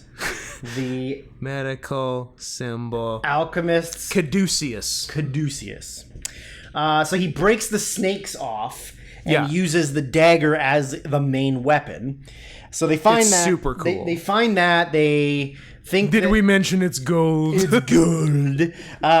They think she's the one doing the killings. The person in the attic is like unconscious in a coma. Then she goes to jail. Then there's this scene where all of the bitches in the prison with her. It's like just one giant jail cell with a bunch of... The jail cell scene is so weird. Yeah, it's real weird. But also, too, like... Everyone, like, the people in... First of all, it's a... I don't know... 2,500 square foot jail cell. Yeah, perfectly lit and gigantic and enormous and clean. Every other person in it is from like a 1970s exploitation film. And that was something I was going to say. Is that like there's like the black bitch with the afro. The dyke. The dyke. Shut up, you dyke. It's so weird. Legitimately, you're right, though. Like, everything about... Because, like, he does it across all of his movies. Because, like, the Conjuring movies are set in the 70s. And, like... But even the Insidious movies, everything in the movie has to look like it's old and, like... As if people just move into houses and just leave the 70s furniture that's in there. And, like, even though this movie takes place... Present day. Everything about it looks like she moved into a house from 1975. Yeah. And like, everybody dresses like it's the 70s. There's nothing modern looking about it. And which is, like, super weird. Yeah. So all these people are, like, the cavalcade of... cliche women from every movie made in the 70s, and then she proceeds to do her karate or kung fu. Yeah, and she's really good at it. Does some backflips and some parkour and is like the smartest. So we've already had the reveal by jail time. Or is the jail the reveal? The jail is the reveal. Okay. So the women beat the shit out of her in the cell, and then she sort of just like stands up. Not really for any reason, just because they're bitches. Just because she's like the pretty girl, even though she's not pretty at all. And she like gets beat down, then she stands up, and you just start hearing like all these cracking noises and whatever. Yeah. And her face is like she's like unconscious, blank. Yeah. But then, like, you see her, like, arms, like, crack backwards, and then does all this fucking kung fu shit and literally kills everybody in the cell, then kills an officer to get out and escapes. Yeah. While, of course, running backwards. Sure. And the big reveal, then, is the main police officer the sister goes to the hospital that's been abandoned Simeon, and finds the medical reports on the sister who it turns out was adopted. And also, the adoption reveal, none of this bigger stuff, but just the adoption reveal was very early in the movie. Yeah. And they played this like big dramatic. It was the first instance of the Where's My Mind cover. Yeah, but like this big music thing where like, okay, you're fucking adopted. Yeah, okay, lots of people were adopted. Who gives shit? What the fuck? Like, because there was no other context. No, yeah, and it wasn't like a big surprise. Like, I was adopted when I was 8. yeah. Like the characters know. Yeah. So it's not like the reveal was for us, and the reveal to us was sort of like, okay. Sick. Yeah. Cool. What a cool plot device. I don't know. Yeah, it was dumb. So the sister reveals it's so fucking dumb that the sister, there have been implications that the murderer is her imaginary friend. Yeah, they somehow come to life. They see a video so they go to the house where like her adopted mom and the sister are there, and then they ask, "What about?" Oh, like, do you know the name? I can't remember what the fucking name was. Gabriel? Oh, yeah, of course, Gabriel. Yeah. I just called him Malignant. Sure. That's his name. So they ask have you heard about the name Malignant? Like I call Chevy Chase Caddyshack. Yeah, Dear Die Hard. Do you know? Bruce Willis is Die Hard. Yeah. Mark Hamill is Star Wars. Yeah.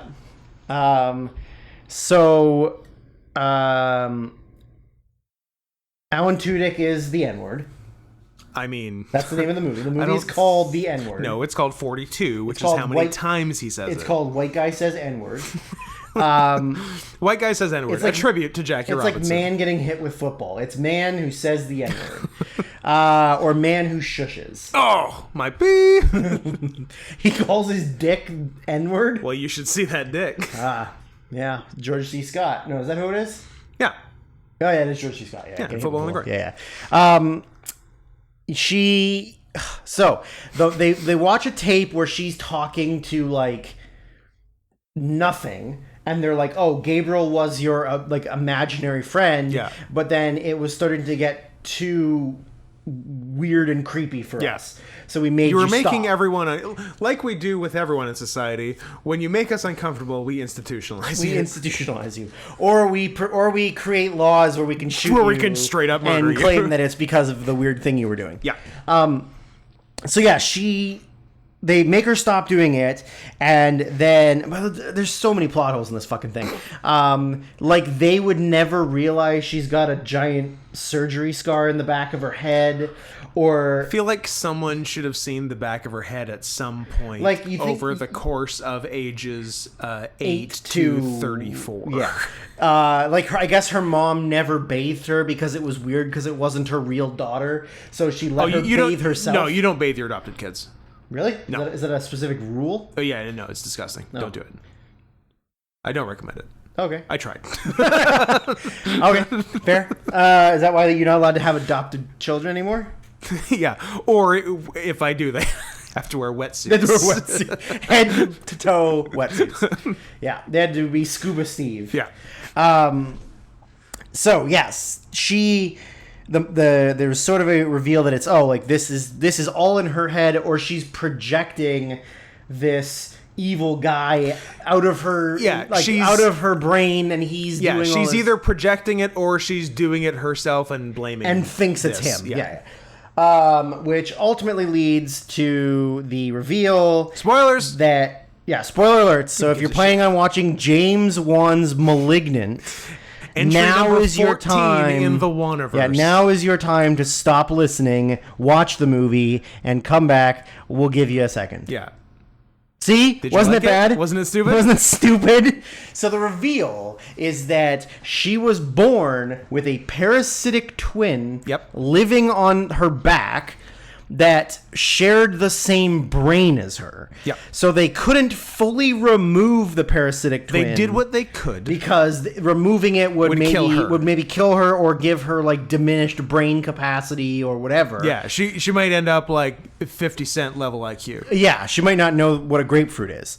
So they essentially shock him into a coma, and then cut off every exterior part of him from her.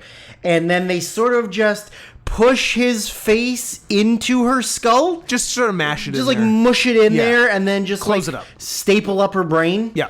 But then when her douchebag husband slams her into the wall, it wakes him up. Yep. And now he's back to his evil deeds of knowing how to do karate. And now, and a master swordsman. Yeah, and sort of being magic, because he can, like... He's kind of magic, yeah. He controls electricity. And he can just sort of, like, come in and out of being in control. Yeah, and, like, projects his voice through radios and phones and stuff. Yeah. So we realize... So he's literally kind of magic. He is kind of magic, absolutely. Yeah. And, like, so now we realize why the retarded bad guy has been running with his arms and legs facing the wrong way. Because what side his face is on. Because his face is on the back side, but she's the one running because her body is running that way. That's why he's doing it. But it looks terrible. Yes. And then there's a scene where she's in the police station. Yeah. The police station fight scene is pretty sick. Like, it's wild. Yeah. But he's literally, like, dodging bullets and doing, like, run up the wall backflips. Oh, yeah. But he's been in a fucking coma for 30 years. Yeah. And it's not like she knows how to do any of those things. He has been eating her unborn babies and getting stronger. That's pretty sick. That's pretty tight.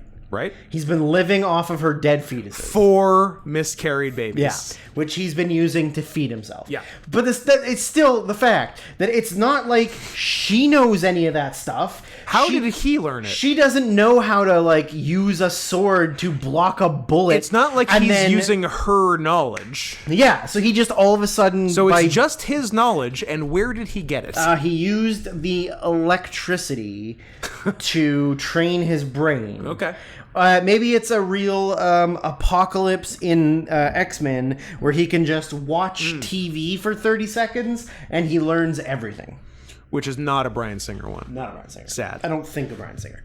Yeah. So if you can get past all of the stupid bullshit of him just knowing how to do all this cool stuff. Yep. It is really just a matter of what would look cool. Let's just do it. Fuck it. Yes. P.S. Bryan Singer directed Days of Futures Past and Apocalypse. Get on that boat. You did it. Oh man, I've seen all of his movies except for Bohemian Rhapsody. Do I like Bryan Singer? Except for only one of his movies is good, maybe 2. You like Bryan Singer? Valkyrie's alright. All of them. Turns out I love Bryan Singer. I forgot he did Superman Returns, but it makes sense because of who the bad guy is in it. Yes, it does. Bryan Singer or James Wan? Gun to your head, go. Oh boy. Well, I like Singer's lifestyle a lot more, but James Wan makes me angrier, and I like to be angry. You do like to be angry. You are addicted to Rageahol. Can we put the two together? Chinese Bryan Singer? Is that what you're asking me? Bryan Bryan Chinger? Wow. What? That's not technically I can't bad. believe you said it. Come on. Be cool. But also, I'm glad you said it and not me. You can't be canceled. It'll be fine. Slink. Bryan Slink. Bryan Slinker. Well, I'm glad you can say that word and not the other word. Yeah. Although you said it, so. Yeah, so that... Are you... When are you going to have this talk with Adam? I need to know. Soon. Okay. I know that a lot of fucking people online love it. Why? Good question. Do they think the reveal is cool? They think the reveal is cool? I mean, I guess. And not hilarious. I guess. They might also have the brain capacity of 50 Cent and think it's Do good. they also hate tits? They hate tits. Oh, they hate tits. Let it be known that every good review of Malignant is by someone who hates tits. Someone who hates tits. They hate them. Yeah. I would like to find anyone who can tell me that movie was their favorite movie full of tits. I'm like, I've never seen a movie before, but this one's got good tits. That's how I used to watch horror movies back in the day, was by counting tits. I fast forward to the tit scenes. I only watch tit scenes. So I mean that was the preamble to get to the main course that is the actual basis of the podcast. Oh yeah, it's time for the content. What's our timestamp for the content? Just turn your head. It's right there. Stop tweeting. 1:27:48. It's fine. Easy. We can do another 40 minutes on the actual content and then another 20 minutes of rambling before we realize we should probably stop recording. And go get noodles. And then also... We're getting noodles? Yeah. Asian but this time... or Italy? Or Indian. Or Indian. I want Indian. I was thinking Asian this time. Gross. Yeah? Wait, which kind of noodles? Japanese. Ramen. Not... No, don't do the eyes. Not even no one. one could see it. No one saw it. It didn't happen if no one saw it. Don't you do it. Everybody loves ramen. It's not if it gets wet. Nobody knows the context of that. True. Okay, so this is officially episode 2 of season 4, where we are watching movies and then reviewing them and then watching another movie. Through some weird free association, watching another movie. So, as we said last time, we started with with the beef. Le Boeuf. Yeah. Then we decided that our main man from the Boof, LaBouffe, was Detective Elliot Stabler. Christopher Maloney. So we decided, well, what's a Christopher Maloney movie that we haven't seen? But we decided, no, let's just go with the one we have seen. We have seen and it, we like. but it's been a while, and we like it. So Wet Hot American Summer. Today's episode, 2001, was the old Wet Hot American Summer. And I'm going to tell you right now, if you're expecting it to be hot, it's not. It's wet, but it's not.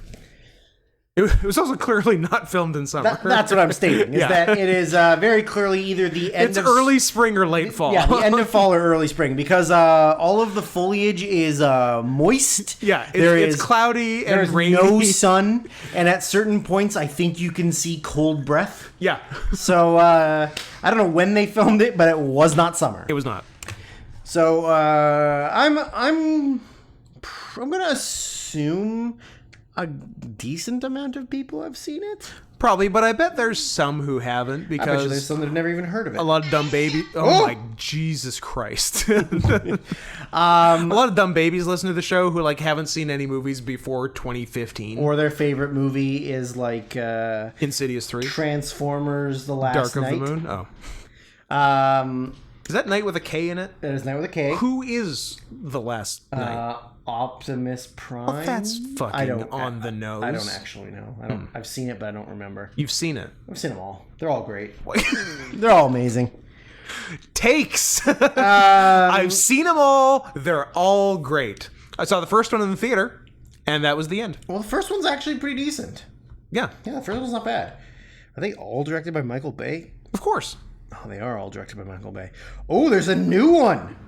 New Transformers or new Michael Bay? I know there's a new Michael Bay. With Ambulance. With Jake Gyllenhaal. Jake Gyllenhaal and guy from Candyman, whose name I don't know. Not Robert Todd. Tony Todd. Not Tony Todd. That's it. No, the guy from newer, blacker Candyman. All black. The new Transformers movie, although it might just be an animated one, maybe? Well, that's not a Transformers movie. I need big old fake machines blowing shit up. It's Transformers Rise of the Beasts, a.k.a. Beast Wars, baby. Okay.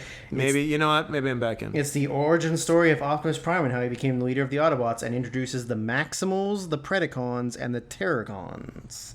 3 factions? Yeah. Yeah. Well, I assume one's good, one's bad. One's mammals. It's one's dinosaurs. Oh. And one's just bad creatures.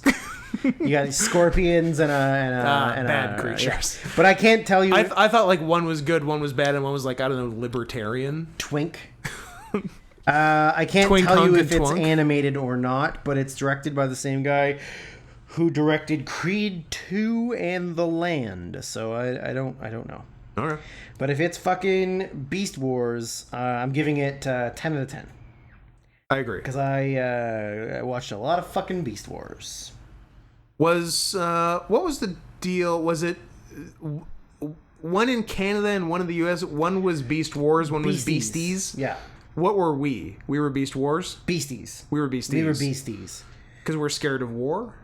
Because why the name change? We wanted it to be more friendly. Okay. Do they cut out scenes and change the fighting to hugging? Yeah. And the guns were walkie-talkies like in E.T. It's a good one. It sounds like it's gonna be live action. All right. Like the other ones. Great. So, let's do it. I'm interested. Wasn't there a dinosaur? Dinosaur? Yeah. Robot in the last Transformers? Nice. Yeah. Yeah. Optimus. So haven't we already done this shit? No. Or are the dinosaurs different? I couldn't tell you, man. Okay. Ron Perlman is the voice of Optimus Primal. Nice. The gorilla, which is perfect for him. If he's not going to be a satyr, he's got to be a gorilla. that tracks.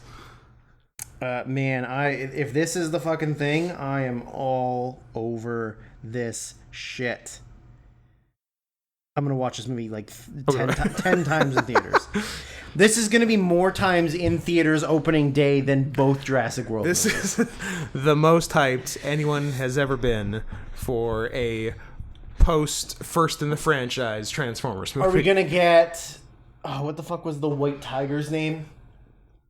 I don't know any of them. There was a cheetah. Yeah. Cheetor. Nice. Cheetor. Then there was Rhinox. Then there was Arizor. What the fuck is that? It was a peregrine falcon. Okay. And then what the fuck was the white tiger's name? All right, we're getting off topic here. Steve. We got to stay on the thing. No, that's not it. No. Tigatron. And then Tigatron and Arizor would have a baby combined together. Some sort of winged cat. They would make a peregrine falcon white tiger combo. Holy shit! And they were called Tiger Hawk. I mean, makes sense. I'm gonna show you a picture of Tiger Hawk, and you're gonna bust a nut. I'm gonna like the way it looks. Do you guarantee it? No, I want like a good picture, not a bad picture. Show me fan art of it. Scott, if you want fan art, I got a website for you. Thatguysname.com? Yeah. I want an actual picture. There's like one screenshot and that's it. It's literally a flying white tiger. Like pretty cool. I want more. Anyways, Beast Wars. It's gonna be the new hotness. The podcast season 5. Is that your lock of the week? Season 5 is just Beast Wars. Every time. All right. Okay. Wet Hot. Anyone who's not familiar, it casts a large group of everyone comedians that are all friends that most people like. Like I say, it's a stat cast for me. I guess it's not a stat cast for everyone, but if you're outside of like Paul Rudd and Bradley Cooper, Elizabeth Banks, I guess it's not going to be a lot of people that you would know by name. But like if you're a comedy fan, it is fucking stacked. There might be some names of people that like you wouldn't know the name, but you saw them and you go, "Oh, that's." Insert bit character from this movie. Yeah. Like people would probably recognize Ken Marino from some things. Yeah. Or you probably know him from The Main Event on Netflix, co-starring who was that guy? That handsome boy. Oh, who's got skinny chicken legs? That handsome boy in the red singlet. I don't remember his name, but go check out The Main Event on Netflix. With chicken legs. With me and my close personal friend Ken Marino. Who bought you Starbucks. Yeah, people would know Ken Marino probably from like Role Models. Or Reno 911. Yep. Veronica Mars. Who would rather fuck Dax Shepard than you. Because he's a handsome man. He's not. He's trash. He's very funny and he's very likable. And I don't like the way the turn this is taken. So it's a group of like late 20-year-old actors playing teenagers. Playing late teens camp counselors in the 70s, 80s. 1981. Yeah. And it's all about like, trying to get laid and being bad camp counselors. And just not giving a shit about the welfare of any of the kids in the camp. Like, while he's on duty, several kids drown. 2 kids die. While Paul Rudd is in charge. 2 kids die under Paul Rudd's watch, and then 2 kids who witnessed those deaths are thrown out of a van on the side of the road. It's a lot of silly comedy, like a lot of things that you wouldn't expect. Like there's a lot of silly over the top stuff. Yeah, like I love David Wayne's comedy style, which is like Damon Wayans. I got to David Wayne. I like his style. Like it's low level absurdist. It's like the magical realism of absurdist comedy. Yeah. Like it's not like so random, and it's not Tim and Eric. No, it's not completely absurd. Yeah, but there's enough ridiculous. The interactions between people are just often very weird. Yeah. It's not grounded in reality, but it's also not like it's not so stupid crazy slapstick sketch show. Yeah. Yeah, it's an interesting line. He really does that with the Stella TV show, and I guess the Stella shorts are more absurdist. But the TV show with Wayne Showalter and Ian Black, 3 good Jews in my book. 3 of the only good Jews in your book.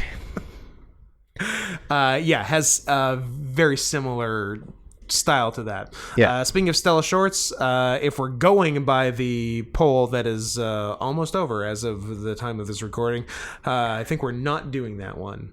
Well, that's fine. It is faring much worse than the other 2. Oh, well, shouldn't it have ended before we started recording so that we could say what the next episode was? Well, maybe if I had remembered to do it earlier. I'm shocked I remembered yesterday. Should we get ballsy and make a call on who wins and then hope that it doesn't change between now and the time? That's if we're completely beholden to the poll at all. Maybe the poll is just a rough suggestion for us. I don't know. How many votes we got? Like, how many people have voted? Does it tell you? Yes.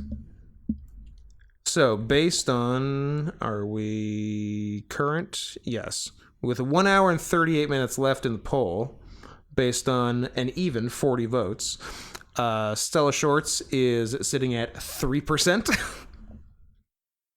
A Futile and Stupid Gesture is at 48%, and They Came Together is at 49%. Wow, so we can't even make a call. So it is a dead fucking heat. Do you want No, I don't. Okay.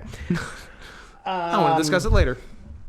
Okay, well, I guess you're just going to have to tune in to find out, but that means that we can't announce on this episode what the next episode we can announce poll is going to be. That it will... Oh, I see your game. Because we would have to say... Oh, no. We'd have to figure out, 8 more things in order to do... So we're definitely not doing that. But maybe in future ones we'll try. Ugh. Maybe I'll do the poll a day earlier next time. Possibly. So we can know and then announce which I think we... the show. Which was the idea! Said on the original podcast, but... I was busy. I was stealing dogs. And we can't even make, this one's clearly winning, and then that's the choice. 49-48 as it stands. Is if Paul Rudd was in both, we could just do a Paul Rudd, but I don't think he's in a Futile Gesture. Probably not. But what are you gonna do? If he is, we're just going with Paul Rudd. Okay. He's the only one I know is in both, or is in. The other one. There's some people in this that we like. I'm sure there's plenty to work with.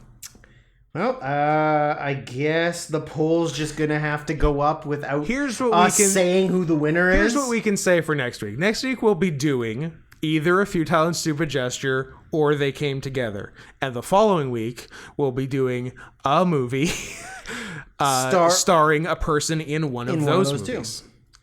That's more information than they even deserve. I really like the cast of a Futile and Stupid Gesture, so an FNSG. I hope that gets chosen. I mean, it can be. We're the boss. No, the fans are the boss.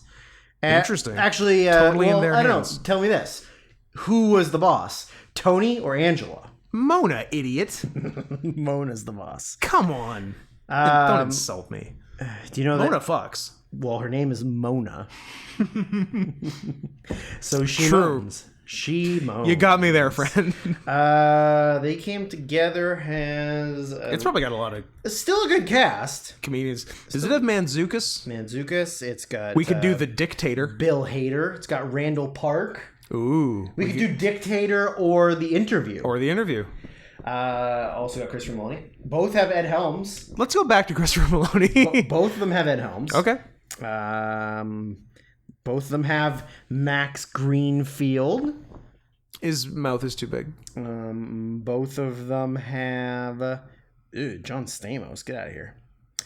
We could do the unauthorized Full House documentary. Yeah, which he's not in. They talk about what? Now I like They Came Together because it's got my boy Jeffrey Dean Morgan. Oh, JDM. Who I very is Michael Shannon. Does Jeffrey Dean Morgan play the N-word on Walking Dead? I can't. Negan. You can't. Negan. You can't say that. Negan. Okay, I don't know why you said it like Nell, but Because I'm Nell.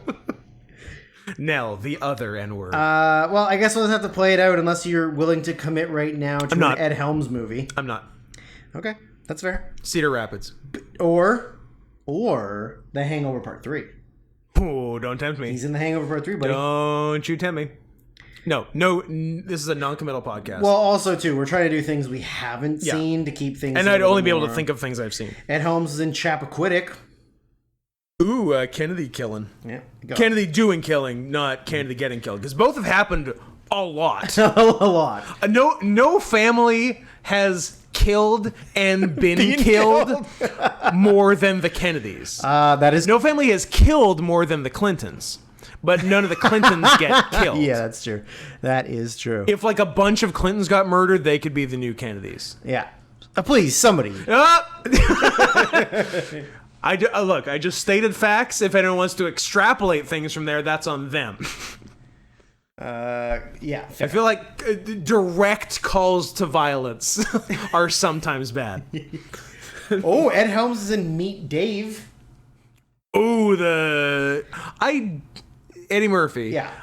Not a clue what it's about. I feel like I saw the trailer and still didn't know what it was about. I think it's is it a little man in his head? I think it's about a bunch of aliens inside of a robotic Eddie Murphy, and they like control him. Sounds like it might be bad. You don't say. I like how wide your eyes went when you're like, what adjective is he going to say? Does he think it's good? I think that there's nothing more pathetic than everybody just sucking Eddie Murphy's dick for how great he is, but then he just does the worst fucking movies where he plays like 9 characters. He had a fucking run of had to be like 8 like all-time terrible movies. Well, even I didn't see it, but the sequel to Coming to America, where he's he's 60, well into his 60s, and he's still playing 9 characters in the movie. Gotta do it. Like, there's nothing more pathetic. That's his bread and butter. Like, he did 4 good things in his life, and everybody gives him unlimited credit. Yeah, he did Raw. Delirious, the Mr. Roberts Neighborhood on SNL, and that trans hooker were the 4 good things he did. 4 good things. Well, 5 because he did the trans hooker, and the trans hooker did him. True. Yeah. But yeah, he gets way too much credit for not actually being great.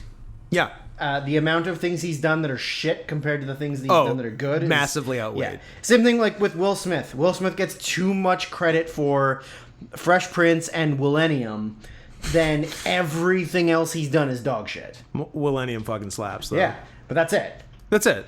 2 things that he did in the early and late 90s, and then for the rest of his career, they were like, Will Smith, amazing. He's so good. Name one good Will Smith movie that he's the lead in. Does the music video for Will 2K count? I'll allow it. Thank you. I'll allow it. Okay, enough tangents here. Back to Wet Hot. So, yeah, not a lot of... I mean, the plot is pretty bread and butter. It's just the final day of camp for the year. Yeah, and it just follows all of the characters sort of like... There's a few... Trying to fuck. Yeah, there's a few like through lines in the plot, but some of it is just kind of sketch style. Sort of. Which makes sense, because like a bunch of the people are from the state. Yeah. Well-known MTV sketch show. Well, probably not well-known, because I bet a ton of people listening have not seen or probably heard of the state, but it's great. I've never seen it. It's real good. It's if you don't know it, maybe if you know Reno 911. If you don't know, now you know, N-word. Exactly. It's a lot of Reno 911 people, but pretty much the state kind of split into. Not that there was like some big fight and they had a great divide, but after the state, it kind of split into Stella and Reno 911, because I think between those 2 shows is basically everyone that was on the state. But they're all great. Yeah. I like them. I like them too. The movie is bookended, a beginning and end with child fucking, which I respect and appreciate. Yeah. Well, implied child fucking. I mean, At the end, Molly Shannon marries a boy. Yeah, but that just means she got married. You have to consummate, or it's not a real marriage. Yeah, I guess that's fair. Come on. In the eyes of God. Yeah, that's what God's gonna be mad about. You married a kid and you're not fucking him. Not married a kid. That's the bad part. Yeah, so there's several instances of like the 19-year-old counselors played by 29-year-olds, 20 to early 30-year-olds, being in relationships with real children. Yeah, which is good stuff. Yeah, there's definitely making out with kids, and how they got away with all that stuff. I guess in the eyes of sketch comedy, it's fine. All's fair in love and sketch comedy. Kinda. And love in sketch comedy. Kinda. Yeah. There was some insane Paul Rudd making out at the oh my god, at the beginning of this, like the messiest. Yeah, just like so much open mouth tongue. Yeah, it was pretty aggressive. Ken Marino looked amazing. He had the best wig on. But both his afro and he was just fucking cut. He was as cut as Paul Rudd. Yeah, he's jacked. Yeah. Jade, as it were. I think, I don't know, there's tons of good stuff. I think my favorite interactions were the Janine Garofalo and David Hyde Pierce ones, just because they're so insane. So Janine is the camp director, and David Hyde Pierce is a straight man. Yikes. Who lives like beside the camp and is a associate professor. At first he just says professor. Yeah, but then it comes out later. He's an associate professor in astrophysics. And they clearly have like sexual tension between them, but they're both awkward and weird. Awkward idiots. The best. I love misused air quotes because Janine comes and presumably he's lived beside the camp for years, but they've never spoken. Yeah, never seen him. Or so she comes over and wants to air quotes introduce herself. I'm like, you're just introducing yourself.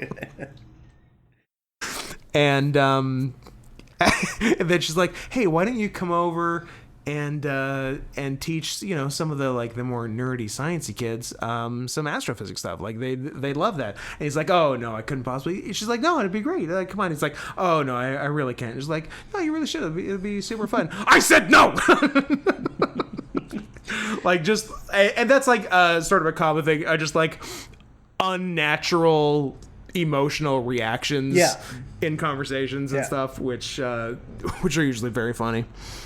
You did call it actually, because I could have sworn Sam Levine, aka Lil Wolverine, aka Lil Jean Valjean, of Freaks and Geeks fame, and I guess some stuff in the last 20 years, but maybe not.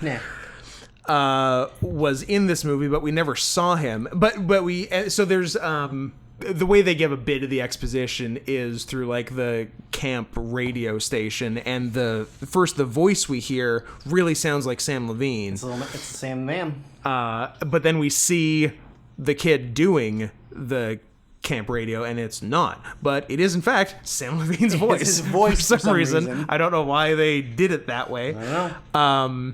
Gotta nuke something. But then the reveal that none of the kids' equipment is plugged into anything was really funny. Yeah, the fact that you can still hear it. I was gonna say, why can we hear but it? It's not. He's not broadcasting anything. So maybe he's not the broadcaster. Maybe it's actual Sam the Man somewhere else in the campground. Oh, okay, I like that. Broadcasting, and this kid is just idiot kid to be him. The kid also has not showered the entire time he's been at camp. Yeah. And at the end, the adult counselors drag him into the shower, and I guess I couldn't remember. They unfortunately don't get him nude and make him shower. No, they shower him in his clothes, which I thought was a cowardly move. Well, maybe they're his adopted parents. Oh, there you go. I didn't think of that. Maybe Zach Orth and Michael Ian Black are that boy's adopted parents, so of course cannot bathe them. There you go. That makes it. You know what? You filled the one plot hole in the movie, and now I like it even better. We should talk about our boy Christopher Maloney, which is the reason we're even doing this. Chris Maloney. Sometimes he has a real beard. And sometimes he very much doesn't. Which it's only really noticeable scene. when you do a side view of it. And you can see that it's horribly glued on. Yeah, very poorly glued onto his face. Yeah, a great touch. Yes. I really like that. Yeah, is he wearing a half shirt the whole time? Yes. Yeah. Yeah. Except at the end where he's wearing like cool 70s clothes. Yeah. Once he accepts himself as someone who has dick cream, fondles his sweaters, smears mud on his ass, and is gonna fuck his fridge, and fucks the fridge, who is helped to this level of self-realization and self-acceptance by his friend H. John Benjamin, the can of vegetables. Except for he's just John Benjamin. Yeah, this is when he was only credited as John Benjamin. H came later. Before he had a van. Well, even when he had the van, it was only John Benjamin. John Benjamin has a van. Oh yeah. Wasn't H. John Benjamin has a van. I was remembering in my head as H. John Benjamin has a van. So it would have been the late aughts, I guess he went to the H. What does H stand for? Hand job? Hand job John Benjamin? I mean, I have an answer, but I don't know if it'll get me in trouble. Okay. Keeb. Am I in trouble? Keeb John Benjamin. Did I get in trouble, Drew? No. Drew, be No. I talked to the censors. It's cool. Be honest with me. Am I in trouble? His name's Harry John Benjamin. Yeah, he is. Harry John Ben. Like it. Yeah. Nothing but first names. Yep. First names across the board. Correct. And I couldn't even tell you when he started going by H. It's in the aughts somewhere. Because I think he's John Benjamin on Home Movies, which is early 2000s. Obviously, John Benjamin in this. John Benjamin has a van, I feel like is 06, 07-ish. So I'd say very shortly after that. Certainly pre-Archer and Bob's Burgers. Well, before that. But more specifically, I wish I knew. Have you found anything, or are you just quietly scrolling through things? Oh, I'm just looking at Jumbo Natties. Yeah, it looks like maybe the end, 09, 08, 09. He did it for the new decade. Yeah, that looks like it's 09. Respect. Maybe it'll just give me... Anyways, keep talking. Maybe I'll go to S. William Henson. Is that fancy? No, that sounds terrible. Also, how about A. Doug Smith? Ugh, no thanks. Actually, A. Douglas Smith is not bad. Yeah, but that just means I'm one of many Douglas Smiths. Well, you're not the Douglas Smith. No. That's your dad. That's my dad. Remind me I have to tell you a racist thing that he said off Excellent. Air. Hope it was about the slinks. It was not. It was no slink talk. Oh. Or the chingers. I shouldn't have said that. Nope, but now you said it again, so... Just to remind people. Just in case you missed the first one. In case you missed Scott saying a But racial none of them slur. are actually the word, so I feel like I'm on gray enough area that I'm going to be okay. I love the Michael Ian Black and a very young, very fuckable Bradley Cooper storyline. Yep, that is the peak. Zach Orth and A.D. Miles, I believe, are horny, creeping on some ladies. Yeah, and just always talking about fucking, and they notice it always makes Michael Ian Black, noted guy who always plays straight people, always uncomfortable, and so then they and they think he's a virgin first of all. Yeah. And then we find out the audience is it is revealed to the audience that he and Brad Cooper are fucking hard. And like not just gentle romance. No. Like spit on your dick.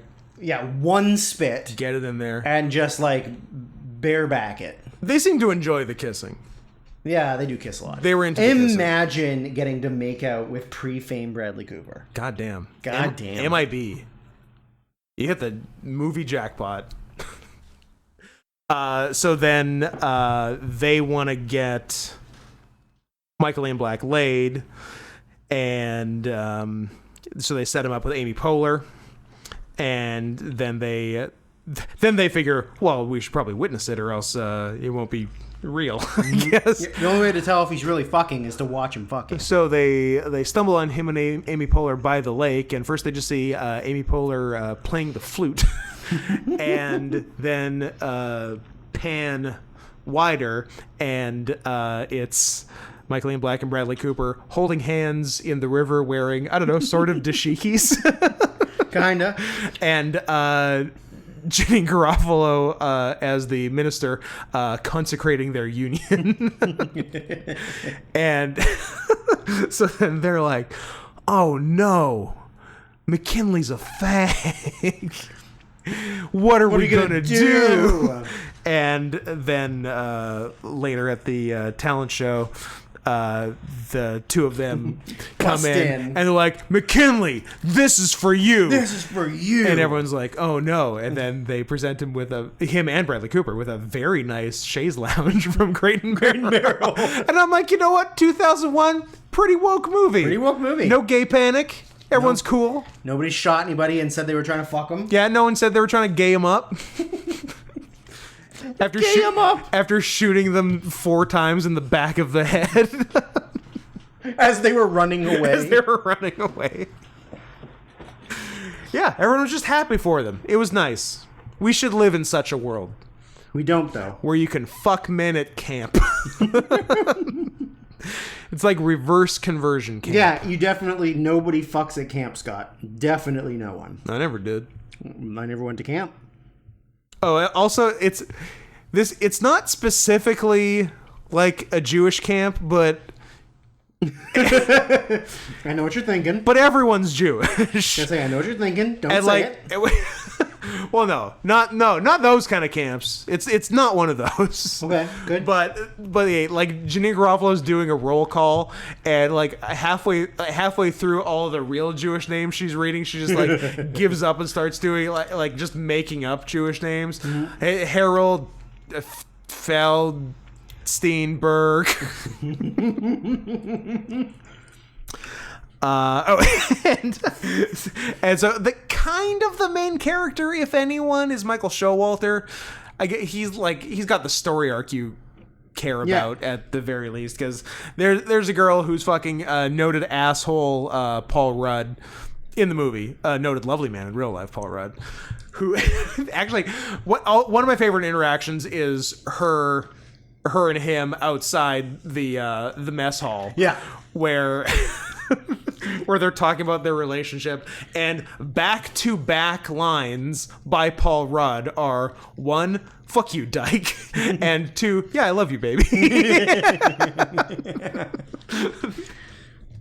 But Showalter likes her, and Paul Rudd's bad for her. And so they do eventually get to kiss, and then Showalter calls his parents, and you only hear his end of the conversation, and he's like, "What? No, I don't think so. I don't think so. She has a pretty big nose, though." His parents clearly asking if she's Jewish. But it could be one way or the other way. It could be we're happy for you, but only if she is. Or, we're happy for you, but is she? Yeah, no. It could be either way. Yeah. They could be saying, don't date a Jew. I think that's what they're saying. No, they're saying don't date a shiksa. Ah. He's talking to his Jewish parents. Yeah. Yeah. Nah. Uh-huh. And they're like, is she Jewish? You gonna bring home a nice Jewish girl? What is on my notes? Pretty woke, Maloney's beard. Yeah. Oh, the talent show. The climactic talent show at the end. One kid is straight up doing Bobby Moynihan's white Bernie Mac stand-up. White Bernie Mac. It was great. Yep. Like wearing this, like the plastic visor. Yeah. Yeah, it was. Did they invent White Bernie Mac? I think Wet Hot American Summer invented White Bernie Mac, and Bobby Moynihan owes a lot to it. We're gonna watch original Kings of Catchphrase Comedy. I would love to rewatch the original Kings of Catchphrase Comedy, because that's before SNL only did. But what if it was a gay Chinese guy? Here's Die Hard, but a gay Chinese guy. I'd watch that. Yeah, me too.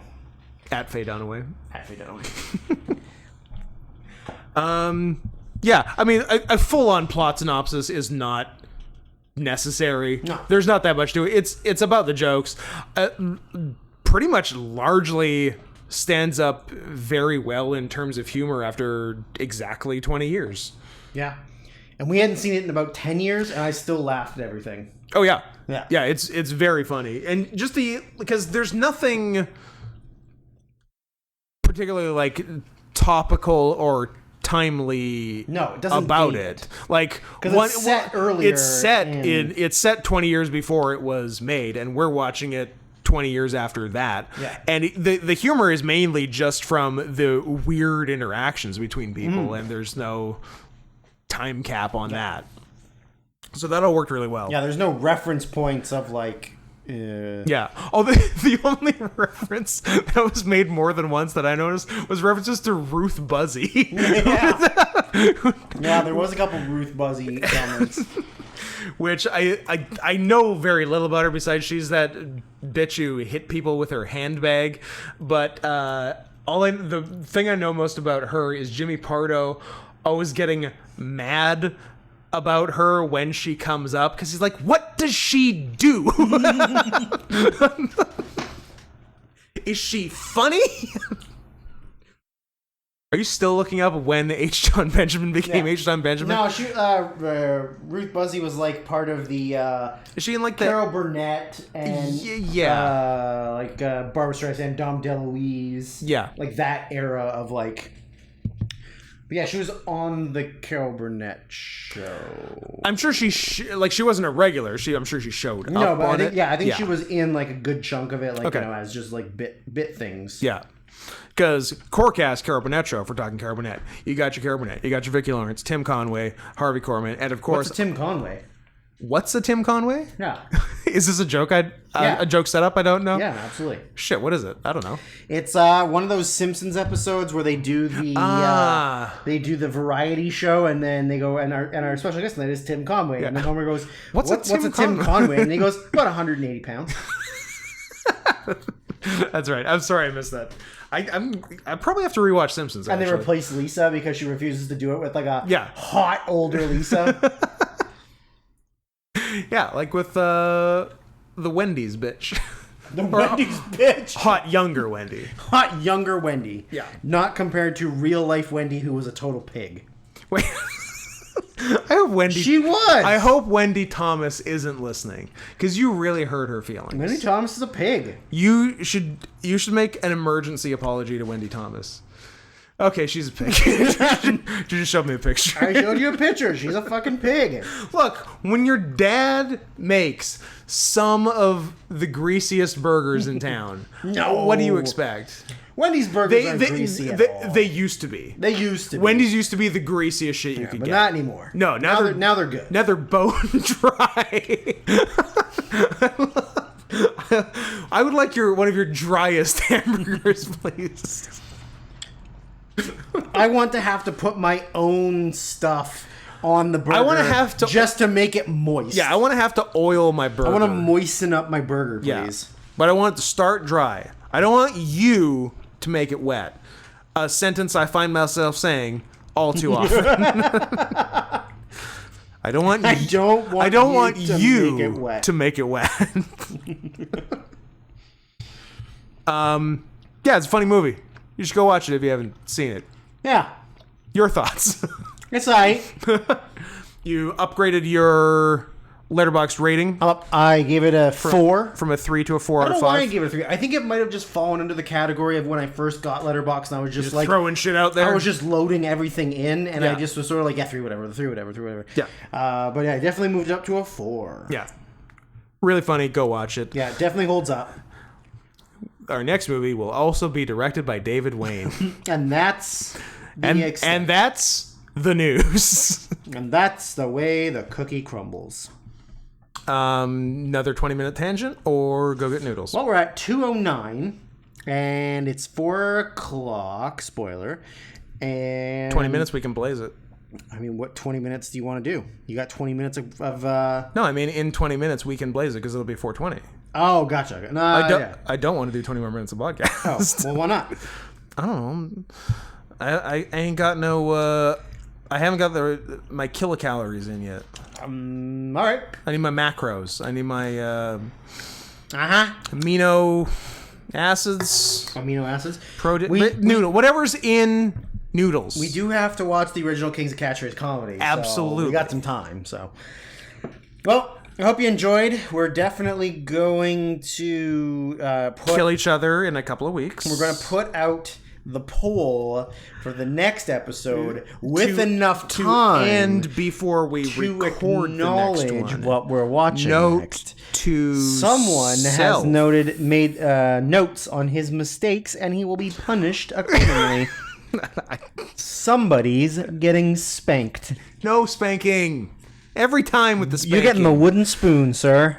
God damn it. Don't forget to follow us on the socials of not Scott Henson and Serious Hot Boss. And send us, even though we're 2 hours and 10 minutes in and we know most of you have stopped listening at this point. To the three of you left, the diehards, the gay Chinese diehards out there. I mean, if anyone, you're the ones who should do it. Send us a little bit of money. PayPal.me/not Scott Henson. Yeah, help me not be able to order Criterions from Barnes & Drew Noble. needs Criterions, and I need noodles. Help! There's a rapist in my apartment. And it's me. Hey, Drew, there's a rapist in the apartment. Want to know who it is? Yeah. Give me a kiss and I'll tell you. That's not rape, that's consent. Oh, yeah. Well, looks like I get to keep coaching the Blackhawks.